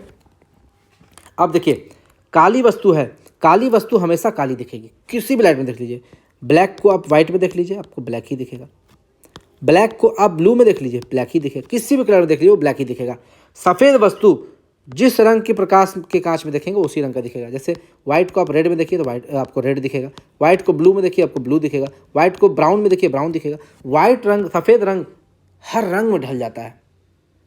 सफ़ेद को ब्लू में देखिए आपको ब्लू दिखेगा, जिस रंग में देखिएगा आप उसी रंग का दिखेगा। लेकिन ब्लैक सबको अपनी ओर एब्जॉर्व कर लेता है, अपनी ओर खींचता है, वो सिर्फ ब्लैक ही दिखेगा, वो कभी दूसरे रंग का नहीं दिखेगा। किसी भी लाइट में देख लीजिए। तो ये कंसेप्ट आपको यही एग्जाम में पूछता है। ये चार कंसेप्ट, 1, 2, 3, 4, यही चार कंसेप्ट से एग्जाम में प्रश्न पूछता है। पूछेगा कि नीले रंग के कांच में, एक क्वेश्चन पूछता है, नीले रंग के कांच में पीला रंग देखेंगे तो क्या दिखेगा? नीले रंग के कांच में पीला रंग देखेंगे तो हम लोग को ब्लैक दिखेगा। कुछ देख लीजिए, दो अलग अलग कलर को आप मिलाइए तो आपको क्या मिलेगा? हमेशा ब्लैक मिलेगा। ये दिमाग में बैठा लीजिए। आगे बात करते हैं अगला। अब लेंस का बात करते हैं। लेंस जो है, यहाँ से आपका रिफ्रैक्शन का एप्लीकेशन है, ये अपवर्तन का ये अनुप्रयोग है, यही समझना है। लेंस जो है यह पारदर्शी परमिएबल होता है जो दोनों तरफ स्फेरिकल सरफेस से घिरा होता है, ठीक है। यानी कि लेंस का दोनों तरफ सरफेस है। जब मिरर हम लोग पढ़े थे तो मिरर का एक तरफ आपका क्या होता था, बंद रहता था, और एक ही तरफ आपका रिफ्लेक्ट करता था। एक तरफ आपको क्या होता था, यहाँ पर अपारदर्शी चीज़ से पेंट कर देते थे। जैसे दर्पण देखिएगा, दर्पण का एक तरफ पेंट किया हुआ रहता था और एक तरफ आपका silver nitrate, AgNO, silver nitrate या सिल्वर का चांदी का परत लगा देते थे ताकि वो रिफ्लेक्ट करे, ताकि वो परावर्तित हो। लेकिन लेंस में ऐसा नहीं है। लेंस में अगर प्रकाश एक तरफ से घुसेगा तो दूसरे तरफ से निकल जाएगा। इसीलिए लेंस जो है वो पारदर्शी परमिएबल होता है, पारदर्शी होता है। वो एक पार्ट से घुसेगा तो दूसरे पार्ट से निकल जाएगा, जो दोनों तरफ स्फेरिकल सरफेस से घिरा होता है। इधर भी आपका स्फेरिकल, इधर भी स्फेरिकल, या कभी कभी वो सीधा भी हो सकता है। A lens is a transparent medium bounded by 2 spherical surfaces. अब देखिए लेंस का प्रकार, बहुत सारा प्रकार है, इसको हम लोग दिखाते हैं। इधर साइड ऐसे, इधर साइड ऐसे, इसको क्या बोलते हैं, कॉनकेव लेंस, अवतल लेंस, ठीक है, अवतल लेंस। इसको हिंदी में नतोदर लेंस भी बोलते हैं। अवतल लेंस के बाद नतोदर लेंस भी बोलते हैं। और ये जो अवतल लेंस है इसको हम लोग इधर साइड कॉनकेव, इधर साइड कॉनकेव, दोनों तरफ कॉनकेव है, इसीलिए इसको क्या बोलते हैं, कॉनकेवो कॉनकेव, कॉनकेवो कॉनकेव, याद रखिएगा, कॉनकेवो कॉनकेव। अगला देखिएगा, इधर साइड प्लेन है, इधर साइड कॉनकेव है, तो प्लेनो कॉनकेव, यानी कि एक तरफ आपका प्लेन है और एक तरफ कॉनकेव है, इसको क्या बोलेंगे, प्लेनो कॉनकेव लेंस। इधर देखिएगा, इधर आपका क्या है, कन्वेक्स है, इधर साइड कनकेव है, यानी कि यहाँ पर कन्वेक्स है, यहाँ पर कॉनकेव है। देखिए, कॉन्वेक्स का मतलब होता है उत्तल और कॉनकेव का मतलब होता है अवतल। तो पहला वाला सरफेस जो लेफ्ट साइड वाला सरफेस है वो अगर कन्वेक्स है तो कन्वेक्सो कॉनकेव। ये लेंस पहचानने का यही तरीका है। दोनों तरफ अगर ऐसे है, दोनों तरफ कन्वेक्स है, कन्वेक्सो कन्वेक्स, तो इसको बोलते हैं कन्वेक्स लेंस। और दोनों तरफ कॉनकेव है तो उसको कॉनकेवो कॉनकेव या इसको कॉनकेव लेंस। अगर दोनों तरफ कॉनकेव है तो उसको कॉनकेव लेंस बोलते हैं, और दोनों तरफ कॉन्वेक्स है तो उसको कॉन्वेक्स लेंस बोलते हैं। आगे, एक तरफ प्लेन है तो यहाँ पर प्लेन हो गया, इधर साइड कॉन्वेक्स हो गया, तो ये क्या हो गया, प्लेनो कॉन्वेक्स। और ये क्या हो गया, देखिए इधर साइड आपको कॉनकेव है, कॉनकेव, इधर साइड कॉन्वेक्स है, कॉनकेवो कॉन्वेक्स। तो ये बहुत सारा तरीका है लेंस को दर्शाने का, लेकिन हम लोग को पढ़ना क्या है, सिर्फ ये और ये, यही दोनों पढ़ना है। यानी कि ये कॉनकेव लेंस जिसको हम लोग अवतल या नतोदर लेंस भी बोलते हैं, और ये है आपका कॉन्वेक्स लेंस जिसको हम लोग उन्नतोदर लेंस या उत्तल लेंस भी बोलते हैं। बस यही चीज़ समझना है। और इसका अंतर समझ लीजिए, अगर ये हम लोग पढ़ रहे हैं, इसको क्या बोलते हैं, ये किनारों पर मोटा, बीच में पतला होगा। देखिए यहाँ पर आपको चौड़ाई ज़्यादा है, यहाँ पर आपको चौड़ाई ज़्यादा है, अब बीच में चौड़ाई कम है, यानी कि किनारों पर मोटा होगा, बीच में पतला होगा। और ये प्रकाश को फैलाता है। अगर यहाँ से कोई लाइट जाएगा यहाँ से, तो इसको ऐसे ऐसे फैलाएगा। जबकि ये क्या, यहाँ पर कोई लाइट जाएगा तो ये प्रकाश को एक तरफ कन्वर्ज करता है, ये प्रकाश को फैलाता है, इसलिए इसको डाइवर्जिंग लेंस या अपसारी लेंस भी बोलते हैं। और ये प्रकाश को सिकोड़ता है, अपनी ओर मोड़ता है, एक पॉइंट पर कंसंट्रेट करता है, प्रकाश को सिकोड़ता है, इसलिए इसे कन्वर्जिंग लेंस या अभिसारी लेंस भी कहा जाता है। यह है कन्वेक्स लेंस का बात कर रहे हैं। अब कुछ एग्जांपल देख लेते हैं। एग्जांपल, पानी में वायु का बुलबुला या कांच में पानी का बुलबुला, इसकी आकृति उत्तल होती है लेकिन प्रकृति अवतल होती है। ये हम लोग बाद में बताएंगे इसको, ये ऐसा क्यों होता है। पानी में वायु का बुलबुला जो है ये उत्तल होता है लेकिन प्रकृति इसका अवतल है। आंसर आपसे पूछेगा तो उत्तल मारना है। क्या मारना है आंसर, प्रकृति वाला मारना है, ठीक है। प्रकृति उत्तल और आकृति उत्तल और इसका क्या बोलते हैं, प्रकृति इसका अवतल होता है। ये बात आपको दिमाग में बैठा लेना। आगे वर्चुअल, देखिए ये जो आपका अवतल लेंस है, अवतल लेंस, ये हमेशा आपको क्या बनाएगा, ज़्यादातर वर्चुअल बनाएगा यानी कि आभासी, इरेक्ट बनाएगा यानी कि सीधा, और स्मॉल इमेज बनाएगा यानी कि छोटा प्रतिबिंब बनाएगा। और ये याद रखिएगा, कभी भी अगर आपका वर्चुअल बन रहा है तो वो इरेक्ट बनेगा ही बनेगा, यानी कि आभासी बनेगा तो वो सीधा ही बनेगा। लेकिन जब वही हम लोग उत्तल लेंस का बात करते हैं, उत्तल लेंस में एग्जांपल है हाथ का लेंस, जो हम लोग हाथ का लेंस यूज़ करते हैं, नेत्र lens, camera, projector, microscope, telescope, इस सब में जो लेंस यूज होता है, कागज़ को जलाने वाला लेंस, इसी को तो बोलते हैं हाथ का लेंस। कागज़ को जला देगा, देखिए किसी का पीठ पर आप सूरज का लाइट से देखिएगा, दीजिएगा तो पीठ जलने लगेगा, तो वो कागज़ जलाने वाला लेंस होता है। आवर्धक लेंस, इंडोस्कोपी वाला लेंस, वो सारा कन्वेक्स लेंस होता है। यानी कि convex lens has more uses than concave lens. Convex lens का यूज़ ज़्यादा है। आगे बात करते हैं, ये कन्वेक्स लेंस ज़्यादातर आपको रियल और इन्वर्टेड इमेज देगा, यानी कि वास्तविक देगा और उल्टा देगा। ये तो आप दिमाग में बैठा लीजिए, कभी भी आपको वास्तविक इमेज बनता है, प्रतिबिंब बनता है, तो वो उल्टा ही बनेगा। वास्तविक उल्टा होता है ना, लेकिन आभासी सीधा होता है। जैसे आप देखिए, सपनों का राजकुमार हमेशा अच्छा होता है क्योंकि वो आभासी है, तो वो सीधा दिखेगा आपको, लेकिन वास्तविकता में आइएगा तो औरत लोग को उसका हस्बैंड अच्छा नहीं लगता है, तो वास्तविक होगा तो आपको उल्टा दिखेगा। नेचुरली कोई भी चीज़ अच्छा, फिल्मों में हर चीज़ अच्छी लगती है क्योंकि वो वर्चुअल है, वो आभासी है, तो वर्चुअल चीज़ आपको सीधा लगेगा, लेकिन वही आपकी जब रियल लाइफ में उतरेगा, वास्तविक हो जाएगा, तो वो आपका उल्टा हो जाएगा। ये ट्रिक्स आप इसको याद रख सकते हैं। आगे बात करते हैं। ये बराबर भी बना सकता है इमेज, बड़ा भी बना सकता है, छोटा भी बना सकता है, इसमें खासियत है। यानी कि ये आप वस्तु के आकार से बड़ा भी बना सकता है, बराबर भी बना सकता है, छोटा भी बना सकता है, तीनों खासियत है इसमें ये कन्वेक्स लेंस का। लेकिन ये जो है ये हमेशा छोटा प्रतिबिंब बनाता है, कौन? Concave lens. फोकस दूरी इसकी नेगेटिव होती है, याद रखिएगा। फोकस दूरी F, फोकस दूरी हमेशा इसमें क्या होगी? नेगेटिव, और R भी नेगेटिव होगा, जबकि इसमें F भी पॉजिटिव होगी, R भी पॉजिटिव होगा। ठीक है, कन्वेक्स लेंस में। तो ये आपको दिमाग बैठा लेना है। आगे चलते हैं। इमेज फॉर्म, हाँ अब देखिए, गैलीलियो अपवर्तक दूरदर्शी।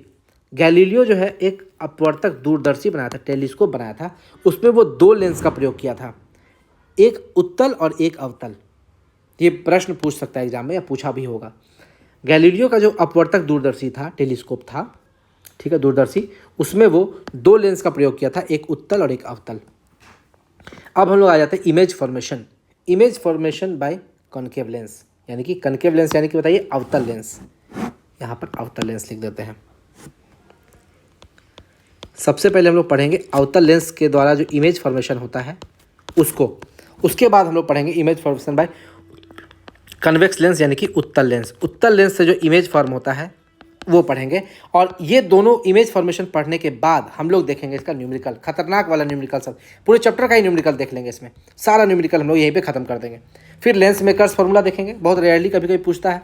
फिर पावर ऑफ लेंस देखेंगे, और फिर पावर ऑफ लेंस के साथ न्यूमेरिकल्स, फटाफट पूरा न्यूमेरिकल्स देख के इस यहाँ तक खत्म कर देंगे। और यहाँ पावर ऑफ लेंस के बाद जो न्यूमेरिकल देखेंगे तो ये आज का वीडियो खत्म हो जाएगा। उसके अगला वीडियो में स्कैटरिंग, डिफ्रैक्शन, इंटरफेरेंस, पोलराइजेशन, जितना भी टॉपिक बचा हुआ है उस टॉपिक को धड़ाधड़ खत्म कर देंगे अगला वीडियो में, क्योंकि अगला वीडियो में न्यूमेरिकल वाला पार्ट नहीं रहेगा, केवल थ्योरी रहेगा। तो ये वीडियो में हम लोग न्यूमेरिकल वाला पार्ट समाप्त कर देंगे, यही वीडियो में समाप्त कर देंगे। तो चलिए सबसे पहले हम लोग देखते हैं image formation by concave.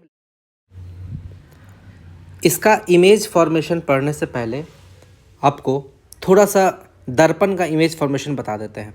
Similar concept यहाँ भी लगेगा। देखिए, जैसे कि ये है अवतल दर्पण, ये है अवतल दर्पण, ठीक है। इसमें ये है बीच वाला लाइन जिसको प्रिंसिपल एक्सिस बोलते हैं, मुख्य अक्ष। यहाँ पर होता था फोकस, यहाँ पर होता था सेंटर, जिसको सेंटर ऑफ कर्वेचर बोलते थे। कोई भी लाइट अगर आती थी पैरेलल, इस प्रिंसिपल एक्सिस, मुख्य अक्ष के समानांतर कोई भी लाइट आती थी तो वो फोकस से होकर गुजरती थी। कहीं से भी आए तो वो फोकस से होकर जाएगी, ठीक है। ये पहला कंसेप्ट था। दूसरा कंसेप्ट क्या था कि ये है अवतल दर्पण, और अगर कोई लाइट, ये F है, ये C है, और यहाँ पर था P, तो कोई भी लाइट अगर P से जाएगी, P से तो वो सीधा चली जाएगी, सीधा चली जाएगी, वो वापस नहीं आएगी, ठीक है। और अगला कंसेप्ट क्या था, ये F है, ये C है, कोई लाइट अगर C से जाएगी तो वापस C पर ही लौट कर आएगी, टकराकर C पर ही लौट कर आएगी, ठीक है। और इसमें एक और कंसेप्ट था, हाँ, एक तो था आपका कि पैरेलल गया तो फोकस पे जाएगा, दूसरा था फोकस से गया तो पैरेलल आएगा, ठीक है। ये कंसेप्ट भी आपको याद रखना है। वो वाला हम गलत बताएं, P से जाएगा तो सीधा चला जाएगा, नहीं, दर्पण में सीधा नहीं जाता है, दर्पण में टकरा कर उतना ही एंगल बनाकर निकलेगा, तो ये चीज़ आपको याद रखना है दर्पण में। और इसमें क्या देखिए, इसमें भी वही चीज़ है। कॉनकेव लेंस का पहले देख लेते हैं, अवतल लेंस का। ये है आपका अवतल लेंस, और ये है आपका मुख्य अक्ष, ठीक है। यहाँ पर O जो है, O को बोलते हैं ऑप्टिकल सेंटर। जैसे वहाँ पर P होता था पोल जिसको ध्रुव बोलते थे। दर्पण में ध्रुव होता था, लेंस में आपका ऑप्टिकल सेंटर, प्रकाशिक केंद्र। O को क्या बोलते हैं? प्रकाशिक केंद्र। F है आपका फोकस, और यहीं पर C है। तो कोई भी लाइट जब इन्फिनिटी से आएगा तो वो दूर चला। हम बताए थे कि अवतल लेंस प्रकाश को फैलाता है, देखिए प्रकाश को फैलाता है, इसलिए इसको डाइवर्जिंग लेंस, अब सारी लेंस भी बोलते हैं। तो चूंकि ये प्रकाश को फैलाएगा तो दूर भेज देगा, लेकिन जब इसको पीछे लेकर आएंगे तो ये फोकस पे ही जाएगा, सॉरी, जब इसको पीछे लेकर आएंगे तो ये फोकस पे ही जाएगा। इसको भी पीछे लेकर आएंगे तो फोकस पर आएगा, इसको भी पीछे लेकर आएंगे तो फोकस पर आएगा, इसको भी पीछे लेकर आएंगे फोकस पर आएगा। यानी कि ऐसा प्रतीत हो रहा है कि फोकस से ही ये सारी किरणें बाहर निकल रही है, फोकस से ही ये सारी किरणें बाहर निकल रही है। यानी कि अनंत से कोई भी लाइट आएगा तो वो दूर तो जाएगा, फैलेगा तो ज़रूर, लेकिन लगेगा कि फोकस से ही जा रहा है। तो ये लाइट कम्स फ्रॉम इन्फिनिटी, अनंत से आने वाली प्रकाश किरणें। दूसरा कंडीशन, इसमें दो ही क्राइटेरिया है। दूसरा कंडीशन क्या है? कुछ दूरी पर स्थित वस्तु। अब कोई वस्तु यहाँ पर है, ए बी यहाँ पर है, तो पहला रूल क्या बोलता है कि कोई भी वस्तु अगर मान लीजिए सीधा जा रहा है तो वो ऐसा लगेगा कि फोकस से जा रहा है। ठीक है, तो पहला तो ये ऐसे आया तो इधर चला गया, तो पहला कंडीशन तो हो गया कि ये अगर इस डायरेक्शन में आया, लेंस से टकराने के बाद ये प्रकाश को फैला देगा, उधर चला गया। और दूसरा रूल क्या बोलता है? अगर ओ से जाएगा तो सीधा चला जाएगा, अगर ओ से जाएगा तो सीधा चला जाएगा, सीधा चला जाएगा। यानी कि ओ से गया तो वो सीधा चला गया। तो देखिए ये और ये कहाँ पर कटा? यहाँ पर कटा। क्या वास्तविक रूप से कटा है? नहीं कटा है। वास्तविक रूप से ये इधर जा रहा है और ये इधर जा रहा है, कभी ज़िंदगी में नहीं कटेगा। तो इसको पीछे बढ़ाने पे कटेगा। जब भी पीछे बढ़ाने पे कटेगा तो वो आभासी होता है, वो रियल नहीं होता है, रियल नहीं होता। तो इसको जब हम लोग पीछे बढ़ाएंगे तो ऐसा लगेगा कि यहाँ पर कट रहा है, तो यहाँ पर कटेगा तो यहीं पर इमेज बन जाएगा। और इमेज देखिए आपका ए डैश बी डैश सीधा बना है, सीधा बना है। तो जब भी इमेज सीधा बनेगा वो इमेज आभासी होगा, आभासी। हम बताया था फिल्मों में आभासी होता है तो वो हम लोग को सीधा लगता है। तो ये इमेज जो है इसका वर्चुअल बनेगा, इरेक्ट बनेगा और डिमिनिश्ड यानी कि छोटा। देखिए ए बी बड़ा था, वस्तु छोटा था, उसका इमेज, वस्तु बड़ा है उससे उसका इमेज छोटा है। तो वर्चुअल यानी कि आभासी, इरेक्ट यानी कि सीधा और डिमिनिश्ड यानी कि छोटा। ओ को क्या बोलते हैं? Optical centre. O F, line O F, ये लाइन ओ एफ, ये जो लाइन है ओ से एफ को जोड़ने वाली लाइन, ये पूरा इसको बोलते हैं प्रिंसिपल एक्सिस यानी कि मुख्य अक्ष, मुख्य अक्ष बोलते हैं इसको, मुख्य अक्ष। ठीक है, और वही इसमें भी यहाँ पर क्या है, ये इमेज इसमें कैसा बनेगा? इमेज पॉइंट साइज का, image is of point size. ऐसा लग रहा है कि सारी किरणें, ऐसा प्रतीत हो रहा है ये सारी किरणें फोकस से आ रही है। कहाँ से आ रही है? फोकस से, फोकस से आ रही है, ऐसा प्रतीत हो रहा है। ये भी आपको वैसा ही प्रतीत हो रहा है, ये भी आपको ऐसा ही प्रतीत हो रहा है। यानी कि सारी किरणें जो हैं ऐसा लग रहा है फोकस पर कंसंट्रेट हो रही है। तो ये है आपका कंसेप्ट। ठीक है, फोकस पर डाइवर्ज होती हुई प्रतीत होती है। तो ये आपका दो कंडीशन था कन्केव लेंस के, कन्केव लेंस में। अब देखिए जैसे वहाँ पे हम लोग दर्पण में पढ़े थे मिरर फार्मूला, यहाँ पर हम लोग पढ़ेंगे लेंस फार्मूला, लेंस फार्मूला पढ़ेंगे। ठीक है, मिरर फार्मूला क्या होता था? 1/v plus 1/u equal to 1/f। लेकिन यहाँ पर लेंस फार्मूला क्या होता है? 1/v minus 1/u equal to 1/f। यहाँ पर माइनस हो जाता है, तो लेंस में माइनस होता है, वहाँ पे प्लस हो जाता है। अब देखिए यू हम आपको बताए थे हमेशा नेगेटिव होता है। यू चाहे वो लेंस हो, मिरर हो, यू हमेशा नेगेटिव होता है। यू को बोलते हैं वस्तु की दूरी, ऑब्जेक्ट डिस्टेंस, वस्तु की दूरी, वस्तु दूरी। भी को क्या बोलते हैं? Image distance. अब देखिए इमेज डिस्टेंस में क्या है? इमेज डिस्टेंस, अगर आपको रियल इमेज बन रहा है तो पॉजिटिव, अगर इन्वर्टेड इमेज बन रहा है तो नेगेटिव। क्या इस चीज़ को हमको याद करना पड़ेगा? तो नहीं, हम आपको दर्पण में याद करवाए थे, ये आपको याद करने की जरूरत नहीं है। दर्पण में हम आपको ट्रिक दिवाए थे, दवा नेगेटिव, आपका दवा नेगेटिव होता है मिरर के केस में, मिरर के केस में, दर्पण के केस में बताए थे। दर्पण के केस में था द का मतलब हो गया दर्पण, व का मतलब हो गया वास्तविक, नेगेटिव। यानी कि दर्पण के केस में वास्तविक इमेज बनता है वो नेगेटिव होता है, तो इसमें उल्टा बनेगा।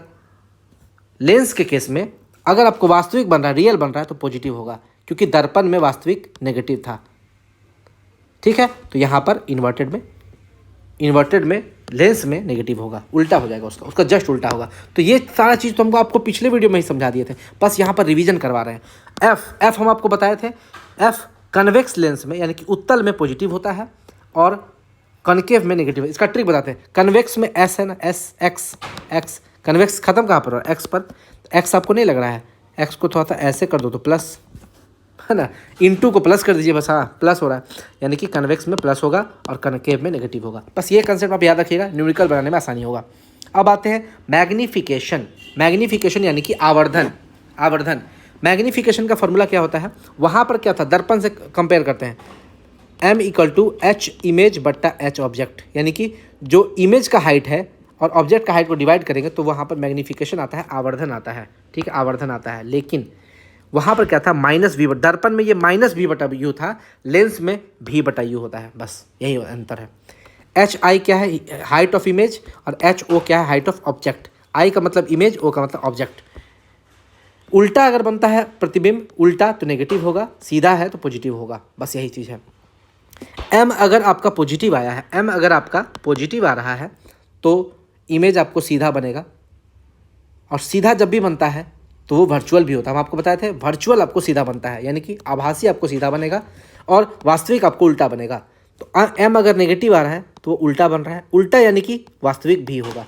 उल्टा से ही आप समझ लीजिएगा कि वो वास्तविक भी होगा, इतना आपको समझ लेना है। m का वैल्यू अगर 1 है मान लीजिए, तो m का वैल्यू 1 है तो इसको क्रॉस मल्टीप्लाई करने क्या हो जाएगा, एच आई बराबर एच ओ, यानी कि इमेज का हाइट वस्तु का हाइट के बराबर होगा, वस्तु के समान आकार के बराबर प्रतिबिंब बनेगा। एच अगर m अगर 1 से ज़्यादा है, m अगर 1 से ज़्यादा मान लीजिए 2 है, तो क्या हो जाएगा, एच आई बराबर 2HO, यानी कि देखिए ऑब्जेक्ट से 2 गुना बन रहा है इमेज, यानी कि वस्तु से अधिक आकार का प्रतिबिंब बनेगा। और m अगर 1 से कम है तो वस्तु से कम आकार का प्रतिबिंब बनेगा। ये कंसेप्ट भी आपको याद रखना है। तो ये मैग्नीफिकेशन पे ही डिपेंड करता है, और इस चीज़ को हम न्यूमेरिकल्स में और अच्छे से क्लियर करेंगे। आगे बढ़ते हैं। अब image formation by convex lens, उत्तल लेंस, उत्तल लेंस के द्वारा इमेज फॉर्मेशन देख लेते हैं। इसमें 6 कंडीशन है टोटल। पहला कंडीशन, अगर कोई प्रकाश अनंत से आ रही है, अनंत से आती हुई कोई प्रकाश की किरण है तो वो कहाँ पर जाएगी, फोकस पर जाएगी। ये तो रूल ही कहता है फोकस पर जाएगी, और ये चूंकि दर्पण के दूसरी तरफ रियल लाइन से बना है, लाइन को पीछे करने से नहीं बन रहा है, तो ये रियल इमेज है।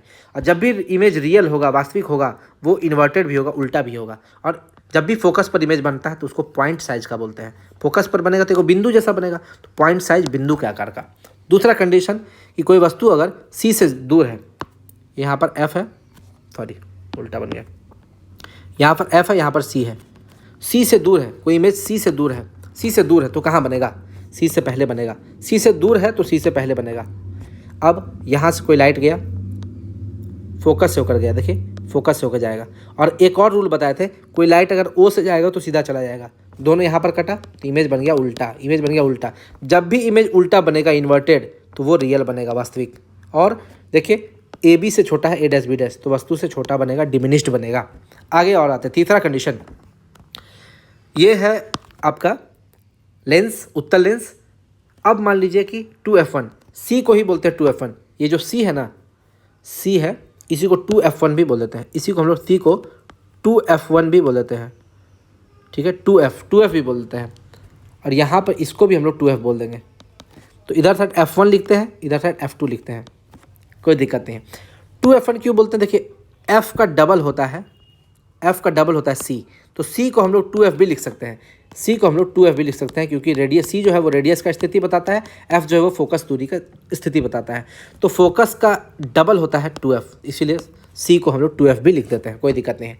तो चूंकि इसका 2 कर्वेचर है, एक ये कर्वेचर है, इस कर्वेचर का जो रेडियस होगा वो यहाँ लिख रहे हैं f2, और इस कर्वेचर का जो रेडियस है इधर लिख रहे हैं f1, दोनों का रेडियस f1 f2 अलग अलग लिख रहे हैं। आगे बात करते हैं। अगला केस है कि 2f1 पर हो, यानी कि c पर हो, तो c पर जब इमेज होगा तो c पर ही बनेगा, यानी कि 2f1 पर बनेगा तो 2f2 पर ही बनेगा। एक लाइट गया पैरेलल यहाँ पर f से होके, दूसरा o से गया तो सीधा यहाँ पर काटा, और यहाँ पर हाइट भी दोनों का सेम होगा, यानी कि सेम साइज़ का बनेगा, रियल बनेगा, इन्वर्टेड बनेगा, सेम साइज़ का बनेगा। अब देखिए, अब 2f1 और f1 के बीच में बन रहा है, मान लीजिए अगला कंडीशन क्या है, 2f1, यहाँ पर 2f1 यहाँ f1 है, 2f1 और f1 के बीच में बन रहा है, तो कहाँ बनेगा, दोनों के बीच में इमेज है, लाइट गया फोकस से, फिर ओ से गया तो सीधा चला गया, तो 2f2 के बाद बन रहा है, 2f2 के बाद बन रहा है इधर साइड, और वस्तु से बड़ा बन रहा है, देखिए वस्तु से बड़ा बन रहा है, यानी कि रियल बनेगा, इन्वर्टेड बनेगा, और वस्तु से बड़ा बनेगा, और 2f2 के बाद बनेगा, 2f2 के बाद बनेगा, यानी कि वहाँ का जो सेंटर ऑफ कर्वेचर होगा उसके बाद बनेगा। अगला है, ये 2 कंडीशन और है। मान लीजिए फोकस पर है, मान लीजिए फोकस पर है, फोकस पर जब भी इमेज होता है तो वो पैरेलल, ये पैरेलल कभी नहीं बनता है, ये ना इधर बढ़ेगा ना पीछे बढ़ेगा, कहीं नहीं मिलेगा, रियल बनेगा, इन्वर्टेड बनेगा, लेकिन हाईली इनलार्ज्ड, इतना बड़ा बनेगा कि वो उसका इनफाइनाइट साइज होगा, अनंत आकार का होगा, लेकिन अभी भी रियल ही बन रहा है। एक लास्ट कंडीशन क्या है? अच्छा, ये आपको गलत बन गया है, ये आपको फिगर ही गलत बन गया है। इस फिगर को हम सुधार देते हैं, इस फिगर को हम सुधार देते हैं, इस फिगर को हम सुधार देते हैं। ये फिगर ऐसे नहीं बनेगा। चलिए इस फिगर को हम लोग बनाते हैं, अभी सामने बनाते हैं। ये मान लीजिए आपका दर्पण है। कैसा बन गया यार? ये आपका लेंस है, ये आपका लेंस है, ये हो गया आपका प्रिंसिपल एक्सिस। यहाँ पर है आपका F1, यहाँ पर है 2F1, यहाँ पर कोई ऑब्जेक्ट है F1 के बीच में, तो ये मिरर से टकराएगा और सबसे पहले जो यहाँ पर F2 होगा, ये F2 से होकर जाएगा, ठीक है। दूसरा कंडीशन, अगर यहाँ पर O से जाएगा तो सीधा चला जाएगा। तो देखिए, जब इसको हम लोग इधर बढ़ाएंगे तो कभी नहीं मिलेगा, तो यह कहीं ना कहीं पीछे बढ़ाने पे ही मिलेगा, तो इसको जब पीछे बढ़ाते हैं,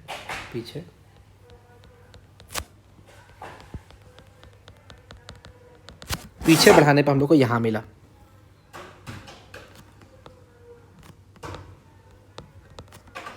किसी भी ऑब्जेक्ट का इमेज अगर पीछे बढ़ाने पे मिले तो उसको हम लोग वर्चुअल बोलते हैं, आभासी बोलते हैं। तो ये इमेज हम लोग को वर्चुअल मिला। तो जब भी वर्चुअल आभासी मिलेगा तो वो सीधा भी मिलेगा। और देखिए, वस्तु का जो आकार था, वस्तु का आकार यहाँ पर है ए बी, ये है वस्तु का आकार। वस्तु से बड़ा आकार का मिला तो मैग्नीफाइड यानी कि आवर्धित, वस्तु से बड़ा आकार का, ठीक है। तो ये 6 कंडीशन था इमेज फॉर्मेशन का। इसको आप लोग बार बार प्रैक्टिस कीजिएगा तो आपको समझ में आ जाएगा। आगे हम लोग करते हैं। अब हम लोग न्यूमेरिकल्स का पोर्शन देख लेते हैं। कुछ न्यूमेरिकल्स का पोर्शन इसको देखना जरूरी है। ये अपवर्तनांक दिया है पानी का 4/3, अपवर्तनांक दिया है कांच का 3/2, ग्लास का 3/2 दिया है और वाटर का 4/3 दिया है। तो ग्लास वाटर का निकालना है, यानी कि refractive index of glass with respect to water. तो इसको हम लोग लिखते हैं म्यू GW, यानी कि glass with respect to water equal to mu water बट्टा म्यू ग्लास, ठीक है। म्यू वाटर बट्टा म्यू ग्लास, ये फॉर्मूला होता है। और ये चूंकि पूछा हुआ क्वेश्चन इसलिए उसको बताना जरूरी है। अब म्यू वाटर कितना दिया? 4/3। अब म्यू ग्लास कितना दिया? 3/2। डिवाइड कर दीजिए, 4/3 3/2 डिवाइड करेंगे। पहला होगा लास्ट से, 4 × 2 8, और बीच वाला दोनों एक साथ होगा, तो 3 × 3, तो 4 × 2 8 और 3 × 3 9, 8/9। तो ये refractive index glass with respect to water के रिस्पेक्ट में ग्लास का अपवर्तनांक। अभी जैसे हम लोग ग्लास का अपवर्तनांक देखते हैं, ग्लास का जो भी अपवर्तनांक होगा वो रिस्पेक्ट होता है एयर हवा के रिस्पेक्ट में होता है, लेकिन यहाँ पर हम लोग को ग्लास का वाटर के रिस्पेक्ट में देखना था, तो 8/9 हो गया। लेकिन अगर यही उल्टा कर दे, water with respect to glass, तो इसी को 8/9 को उलट देंगे, 9/8 हो जाएगा। तो ये भी कंसेप्ट है कि mu water with respect to glass equal to mu glass with respect to water का उल्टा, रेसिप्रोकल, तो यही 9/8 हो जाएगा। तो इस टाइप का प्रश्न आपसे एग्जाम में पूछता है, आपको उलझाता है, ठीक है। जनरली ये बिहार के एग्जाम में नहीं पूछेगा, याद रखिएगा। बिहार का जो भी एग्जाम है उसमें नहीं पूछेगा, रेलवे में ये क्वेश्चन पूछ सकता है। आगे बात करते हैं। ये क्रांतिक कोण दे दिया है, क्रिटिकल एंगल दे दिया 45 डिग्री। आपको अपवर्तनांक निकालना है। हम आपको बताए थे अपवर्तनांक बराबर 1/sin क्रिटिकल एंगल, तो यानी कि 1/sin 45। sin 45 का वैल्यू होता है 1/√2, यहाँ पर 1/1/√2, ये √2 ऊपर चला जाएगा। और √2 का वैल्यू कितना होता है? 1.414। हम बताए थे हमेशा म्यू का अपवर्तनांक का वैल्यू कभी भी 1 से कम नहीं हो सकता है, 1 से ज़्यादा ही होगा। देखिए यही होगा इसका आंसर। आगे बात करते हैं, अगला क्वेश्चन। एक उत्तल लेंस की फोकस दूरी 20 सेंटीमीटर है। किसी वस्तु को 30 सेंटीमीटर की दूरी पर रख दिया गया है, तो प्रतिबिंब की स्थिति बताइए। देखिए यहाँ पर फोकस आपको दे दिया, फोकस दूरी आपको दे दिया 20, तो हम लोग प्लस क्यों लिए? क्योंकि हम बताए थे उत्तल लेंस में आपको प्लस होता है फोकस। क्यों? कन्वेक्स में हम बताए थे लास्ट में एक्स होता है, एक्स को हम लोग प्लस समझ लेते हैं, एक्स को प्लस यानी कि प्लस होगा +20। ये तरीका आपको याद रखना है एग्जाम में न्यूमेरिकल बनाने के लिए। एग्जाम के अगले दिन भूल जाइए, कोई फर्क नहीं पड़ता, एग्जाम में आपको ये न्यूमेरिकल नहीं, ये फॉर्मूला नहीं बोलना है। तो एफ हो गया +20 उत्तल लेंस, और u हो गया -30। u हमेशा नेगेटिव होता है, u जो है वो हमेशा नेगेटिव होता है, हम आपको पहले बताया था u हमेशा नेगेटिव होता है। तो f हो गया, u हो गया, तो क्या v निकलेगा? हाँ, लेंस फार्मूला से निकलेगा, लेंस सूत्र से 1/v - 1/u = 1/f, इसको लेंस फार्मूला बोलते हैं। तो 1/v = 1/u उधर चला जाएगा, तो 1/f + 1/u, तो 1/u, u यानी कि -30, 1/-30 + 1/20, तो ये हो जाएगा। जब इसको क्रॉस मल्टीप्लाई कर देंगे कितना हो जाएगा? 20 - 30/60, तो हो जाएगा -1/60, भी हो जाएगा -60।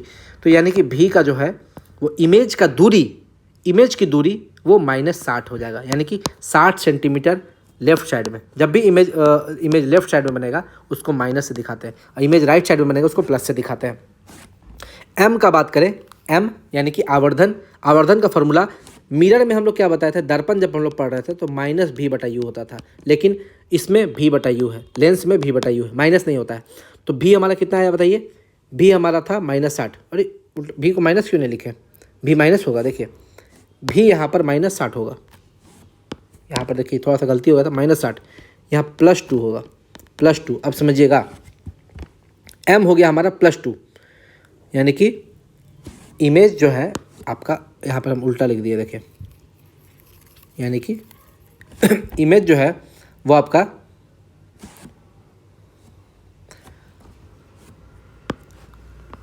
वस्तु के आकार की 2 गुनी बनेगी, 2 गुनी, ठीक है। और देखिए एक चीज़ और, इमेज जो है वो देखिए यहाँ पर सीधा बन रहा है, सीधा, क्यों? क्योंकि प्लस है, प्लस सीधा जब भी बनता है तो आभासी बनता है, सीधा जब भी बनेगा तो आभासी बनेगा, ठीक है। और फॉर्मूला था v/u, ठीक है, v/u था फॉर्मूला। तो हो गया हमारा -60 -30 माइनस कट गया, +2 आया। तो ये गलती सॉल्व किए थे, उसको सुधार लिया बाद में। आगे करते हैं अगला क्वेश्चन।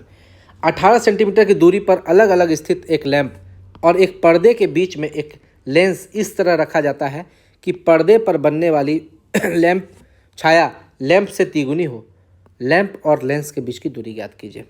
अब देखिए क्वेश्चन में क्या बोल रहा है, समझिएगा। 18 सेंटीमीटर की दूरी पर रखा हुआ है, क्या रखा हुआ है? 18 सेंटीमीटर दूरी पर अलग अलग स्थित एक लैंप और एक पर्दे के बीच में एक लैंप, यानी कि लैंप है, पर्दा है, दोनों के बीच में एक वस्तु रखा हुआ है। तो इधर साइड भी कोई इमेज बनेगा, इधर साइड भी इमेज बनेगा, ठीक है। अब समझिएगा, तो मान लीजिए लेंस से लैंप की दूरी x है, मान लीजिए यहाँ पर लेंस है, एक तरफ आपका क्या है? लेंस है, और एक तरफ है आपका पर्दा। अब बीच में रखी हुई है कोई वस्तु, बीच में रखी है वस्तु, ये दूरी है आपका, ये यहाँ से यहाँ तक दूरी है 18। अगर हम लोग लेंस से वस्तु की दूरी, लेंस से लैंप की दूरी, वस्तु नहीं लैंप है यहाँ पे, लैंप। अब मान लीजिए लेंस से लैंप की दूरी, इसको अगर हम लोग x मानते हैं तो ये हमारा कितना हो जाएगा? 18 - x, ठीक है। वही चीज़ यहाँ पे मान है, लेंस से लैंप की दूरी हो जाएगा x, और लेंस से पर्दे की दूरी, अच्छा उल्टा हम कर दिए, सॉरी, इसको थोड़ा सा सुधार लेते हैं। ये ऑब्जेक्ट लैंप लेफ्ट साइड में है, ये क्या बोलते हैं, लेंस यहाँ पर है और लैंप यहाँ पर है, ठीक है। अब समझिए, अब सही है। तो अब देखिए, लेंस से लैंप की दूरी x, और लेंस से पर्दे की दूरी 18 - x। आप समझ में आ गया? ये हमारा फिगर बन गया। अब समझिए, यदि लैंप का आकार p है, क्वेश्चन में क्या बोल रहा है?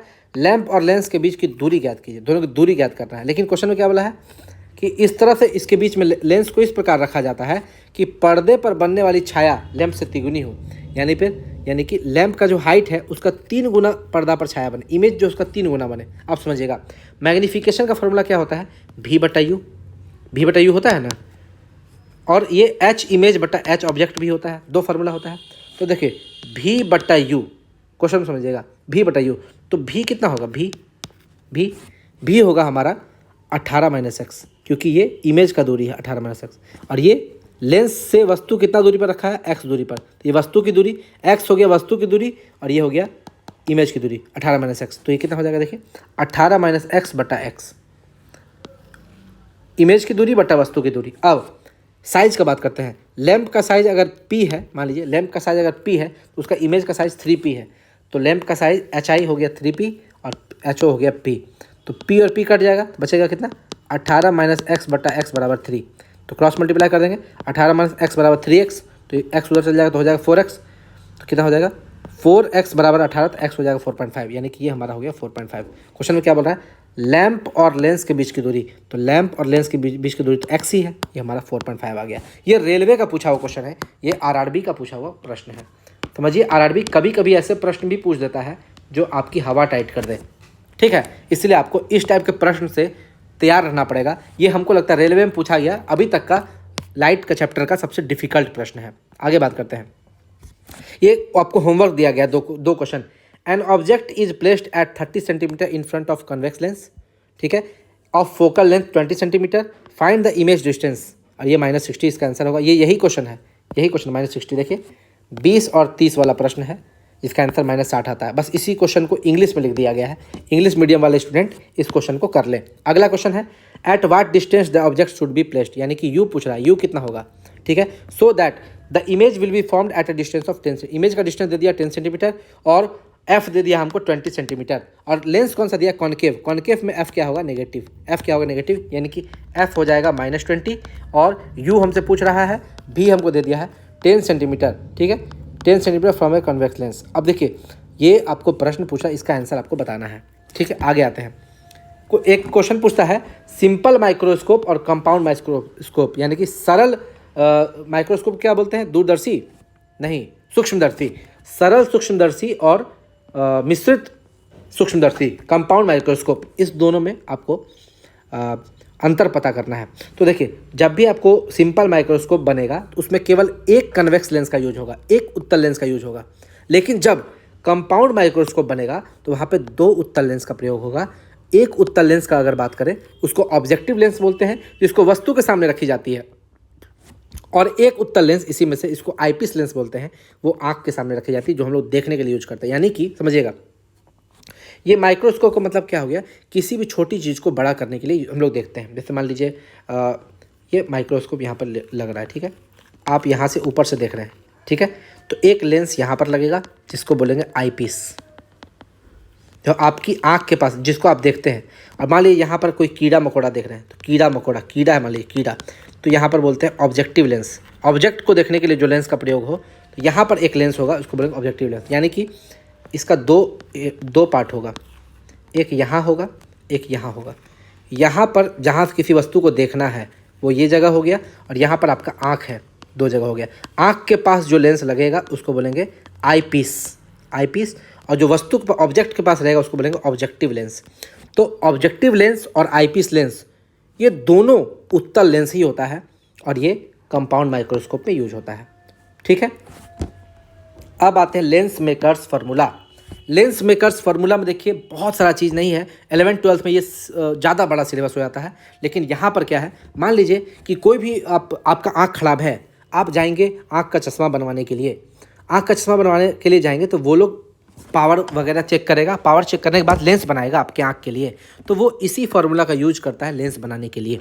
देखिए 1/f equal to mu -1, 1/r1 - 1/r2, 2 lens लगेगा, एक का रेडियस होगा r1, दूसरे का r2, ठीक है, यानी कि एक r1 दूसरा r2, और दोनों का ये जो लेंस है इसका जो रिफ्रैक्टिव इंडेक्स होगा म्यू, म्यू को बोलते हैं अपवर्तनांक, अपवर्तनांक। अब देखिए, अब जो क्या बोलते हैं, म्यू को क्या बोलेंगे, refractive index of lens, F हो गया फोकल लेंथ, और r1 और r2 हो गया radius of curvature, radius of curvature. तो फोकल लेंथ का फॉर्मूला निकालेंगे म्यू -1, 1/r1 - 1/r2। अगर यही 1/f को तो पावर बोलते हैं, आगे पढ़ाएंगे पावर ऑफ लेंस। देखिए 1/f जो होता है फोकल लेंथ का उल्टा को ही पावर बोलते हैं, यानी कि अगर आपका 1/f निकल गया तो यानी कि आपका पावर भी निकल गया, पावर भी आपसे निकल जाएगा, ठीक है।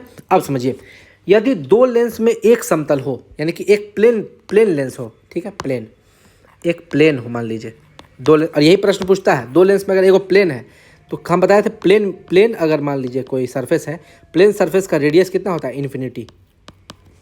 प्लेन मिरर पढ़ाए थे ना, प्लेन मिरर का रेडियस कर्वेचर क्या होता है, इन्फिनिटी होता है।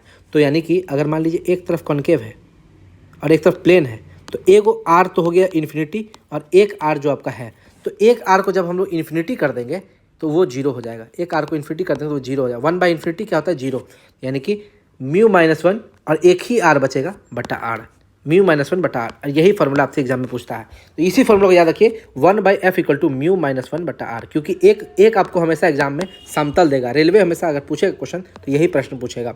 आगे आते हैं, पावर ऑफ लेंस यानी कि लेंस की क्षमता। लेंस की फोकस दूरी का व्युत्क्रम यानी कि उल्टा लेंस की क्षमता कहलाता है, यानी कि पावर अगर निकालना है तो 1/f हो जाएगा।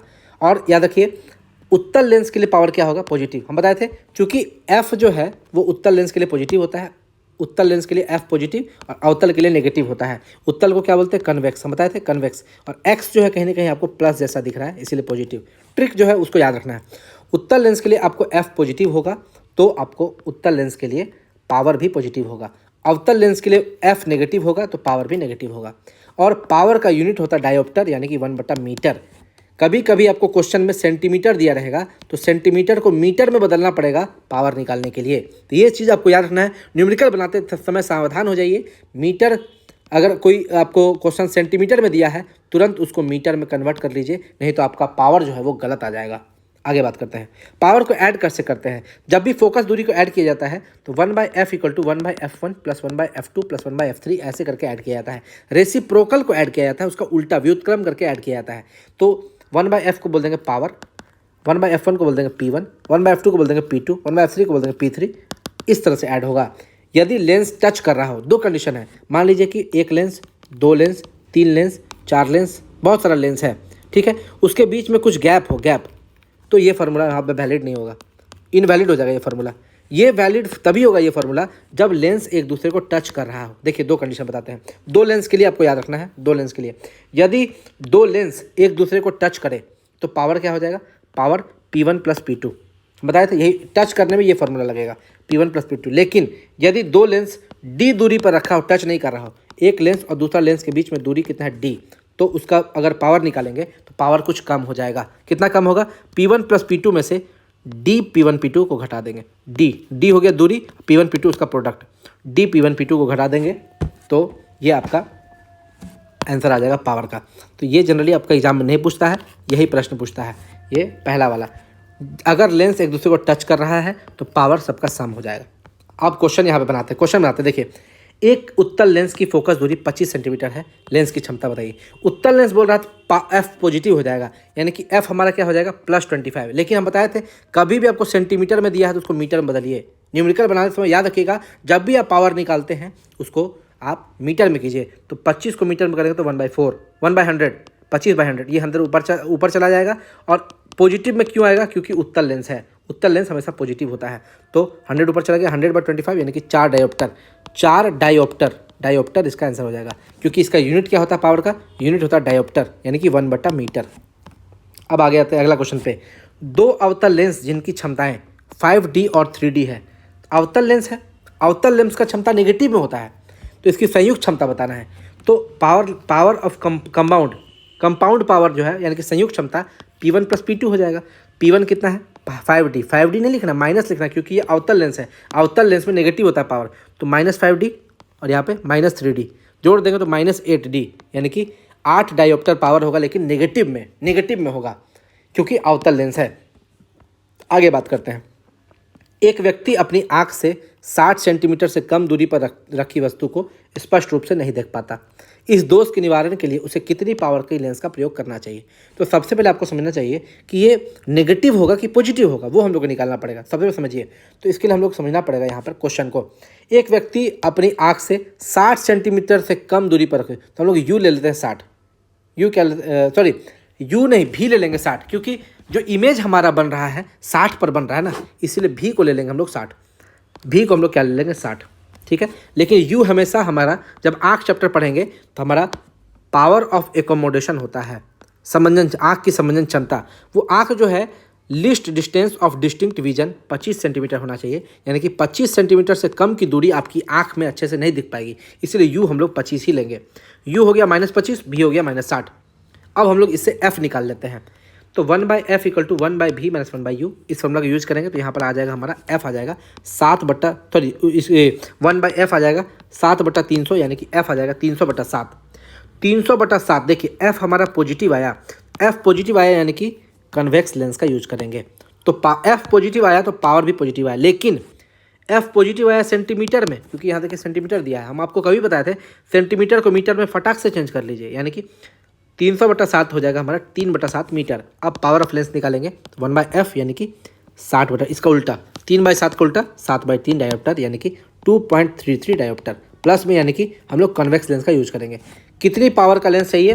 तो 2.33 डायोप्टर पावर का लेंस चाहिए और कन्वेक्स लेंस चाहिए। ठीक है, ये भी आपको समझना। अब ये समझ गए ना, यू हम लोग -25 क्यों दिए? Least distance of distinct vision, यानी कि देखने के लिए जो न्यूनतम दूरी है वो 25 सेंटीमीटर होनी चाहिए। ये हम लोग कब पढ़ेंगे? आई चैप्टर जब पढ़ेंगे, आँख वाला चैप्टर, तब हम लोग को समझ में आएगा। अगला क्वेश्चन, एक समतल दर्पण, एक समतल अवतल लेंस, अपवर्तनांक 1.5 है। देखिए म्यू दे दिया आपको, अपवर्तनांक 1.5 दे दिया, यानी कि म्यू आपका 1.5, और ये अवतल लेंस भी दे दिया। अवतल लेंस यानी कि आपको टेंशन नहीं है, अवतल लेंस है यानी कि नेगेटिव हो जाएगा, एफ आपका नेगेटिव हो जाएगा। और आर दे दिया 50, आर दे दिया 50, आर कितना दे दिया? 50 सेंटीमीटर, यानी कि समझिए कर्व्ड फेस का रेडियस दे दिया 50, लेकिन एक फेस तो आपका समतल है यानी कि इन्फाइनाइट हो जाएगा। वो वाला फॉर्मूला लगेगा 1/f = म्यू - 1/r, ये वाला फार्मूला लगेगा। यानी कि हम लोग यहाँ पर क्या कर सकते हैं, ये वाला फार्मूला जो लगेगा 1/f = म्यू - 1/r, तो ये फार्मूला, इसको लेंस मेकर्स फार्मूला बोलते हैं। आर हमारा दे दिया है 50, आर हमारा दे दिया 50। अब समझिएगा, तो इसका 1/f कैसे निकलेगा? 1/f = क्या हो जाएगा? 1.5 - 1/50, यानी कि म्यू - 1/r। ठीक है, ये लेंस मेकर्स फार्मूला लगाएंगे। तो म्यू कितना दे दिया? 1.5 - 1/r हमारा कितना दे दिया? 50। ये कभी गलती मत कीजिएगा कि r अगर 50 है, f हमको उसका r/2 कर देंगे तो 25 सेंटीमीटर, नहीं, क्योंकि ये लेंस बना रहे हैं, आप लेंस बना रहे हैं, तो लेंस के केस में आपको एक समतल है और एक आपको अवतल है, सॉरी ऐसे होगा, ऐसे, यानी एक समतल और एक अवतल, ऐसा लेंस बनेगा। ठीक है, इधर साइड आपका प्लेन है, इधर साइड आपको कॉनकेव है, ऐसा लेंस प्लेनो कॉनकेव लेंस बनेगा। ठीक है, तो इसमें आपको वो डायरेक्ट वो फार्मूला मत लगाइएगा, लेंस मेकर्स फार्मूला लगाएगा, इसीलिए लोग गलती कर देते हैं। तुरंत एफ को क्या मान लेंगे? 25, लेकिन माइनस में 25 मानेंगे। क्यों? क्योंकि अवतल लेंस है तो वहाँ एफ नेगेटिव होता है। तो यहाँ पर अगर एफ गलती हो गया तो पावर भी गलती हो जाएगा, एफ हो जाएगा -100। इस फार्मूला से निकालिएगा, एफ हो जाएगा -100, क्योंकि प्लेनो कॉनकेव लेंस है, अवतल लेंस है, इसलिए एफ नेगेटिव ले लेंगे। तो पावर क्या हो जाएगा? पावर होता है 1/f यानी कि 1/-1। ये 100 सेंटीमीटर को हम लोग इसको लिख सकते हैं -1 मीटर, क्योंकि हम बताए थे जब भी पावर निकालना हो तुरंत उसको मीटर में कन्वर्ट कर लीजिए। तो पावर क्या हो जाएगा? 1/f यानी कि 1/-1 यानी कि -1 डायोप्टर। नेगेटिव क्यों आया? क्योंकि ये अवतल लेंस था। तो यही था मेरा फॉर्मूला से रिलेटेड जितने भी प्रश्न थे वो मैंने आपको बताए हैं। और भी जहाँ तक आपको क्वेश्चन मिलता है आप लोग क्वेश्चन ढूंढ के कीजिए। मुझे उम्मीद है कि मैंने जो तरीका बताया है, जो टेक्निक बताया है, उससे आपके सारे प्रश्न सॉल्व हो जाएंगे। तो कैसा लगा आपको आज का मेरा वीडियो? और लाइट का एक चैप्टर और आएगा, क्लास 3 आज ही आएगा आपका शाम में, आज ही शाम में आपका क्लास 3 आ जाएगा लाइट का, जो आपका लाइट कंप्लीट कर देगा। तो कैसा लगा आपको मेरा वीडियो? अगर आपको मेरा वीडियो अच्छा लगा हो तो मेरे चैनल को लाइक, शेयर और सब्सक्राइब जरूर कीजिएगा। याद रखिए मैंने आपके लिए ये पूरा बता दिया, चैप्टर बना के रखा है, क्योंकि ये वीडियो लंबी ना हो जाए इसलिए एक वीडियो और लाऊंगा। स्कैटरिंग है, देखिए स्कैटरिंग का क्या क्या प्रभाव है वो है, आकाश का रंग नीला क्यों होता है, ये सारा चीज़ है। उसके बाद डिस्पर्सन ऑफ लाइट यानी कि प्रकाश का वर्ण विक्षेपण। उसके बाद इंद्रधनुष भी बताएंगे आपको, देखिएगा इंद्रधनुष, देखिए इंद्रधनुष भी बताया मैंने आपको यहाँ पर ठीक है। उसके बाद डिफ्रैक्शन, प्रकाश का विवर्तन, ठीक है। उसके बाद हम लोग को देखेंगे इंटरफ्रेंस यानी कि व्यतिकरण।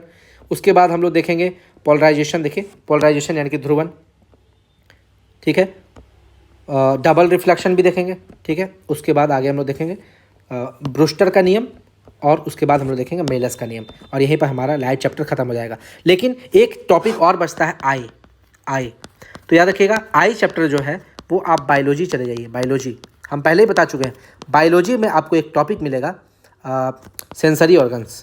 सेंसरी ऑर्गन्स में मैंने पहले ही आई ख़त्म कर दिया है, आई चैप्टर को ख़त्म कर दिया। इसीलिए आप लोग ये नहीं बोलिएगा सर आपने आई नहीं पढ़ाया, आँख नहीं पढ़ाया। आप लोग बायोलॉजी में जाइएगा, सेंसरी ऑर्गन्स में मैंने आई चैप्टर कंप्लीट कर दिया है, तो वहाँ पर आप लोग कंप्लीट कर लीजिएगा। तो आज आपका एक चैप्टर और आ जाएगा लाइट का, और आपका लाइट खत्म हो जाएगा। याद रखिए आपके लिए मैंने ये चैप्टर स्टार्ट कर दिया। देखिए मैं आपको दिखाता हूँ फिजिक्स में आपको देखिए करंट, इलेक्ट्रिसिटी एंड मैग्नेटिज्म, देखिए ये मैंने स्टार्ट कर दिया लिखना, आपके लिए लिखना स्टार्ट कर दिया है। देखिए करंट इलेक्ट्रिसिटी मैग्नेटिज्म लिखना स्टार्ट कर दिया है और अभी तक यहाँ पर लिखा है। और विश्वास कीजिए 2 दिन के अंदर मैं लिख दूंगा, लिख के आपको वीडियो करंट इलेक्ट्रिसिटी मैग्नेटिज्म का 3 से 4 दिन के अंदर खत्म कर दूंगा। इसीलिए आप लोग धैर्य बनाए रखें।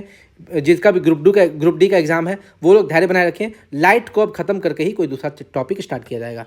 तो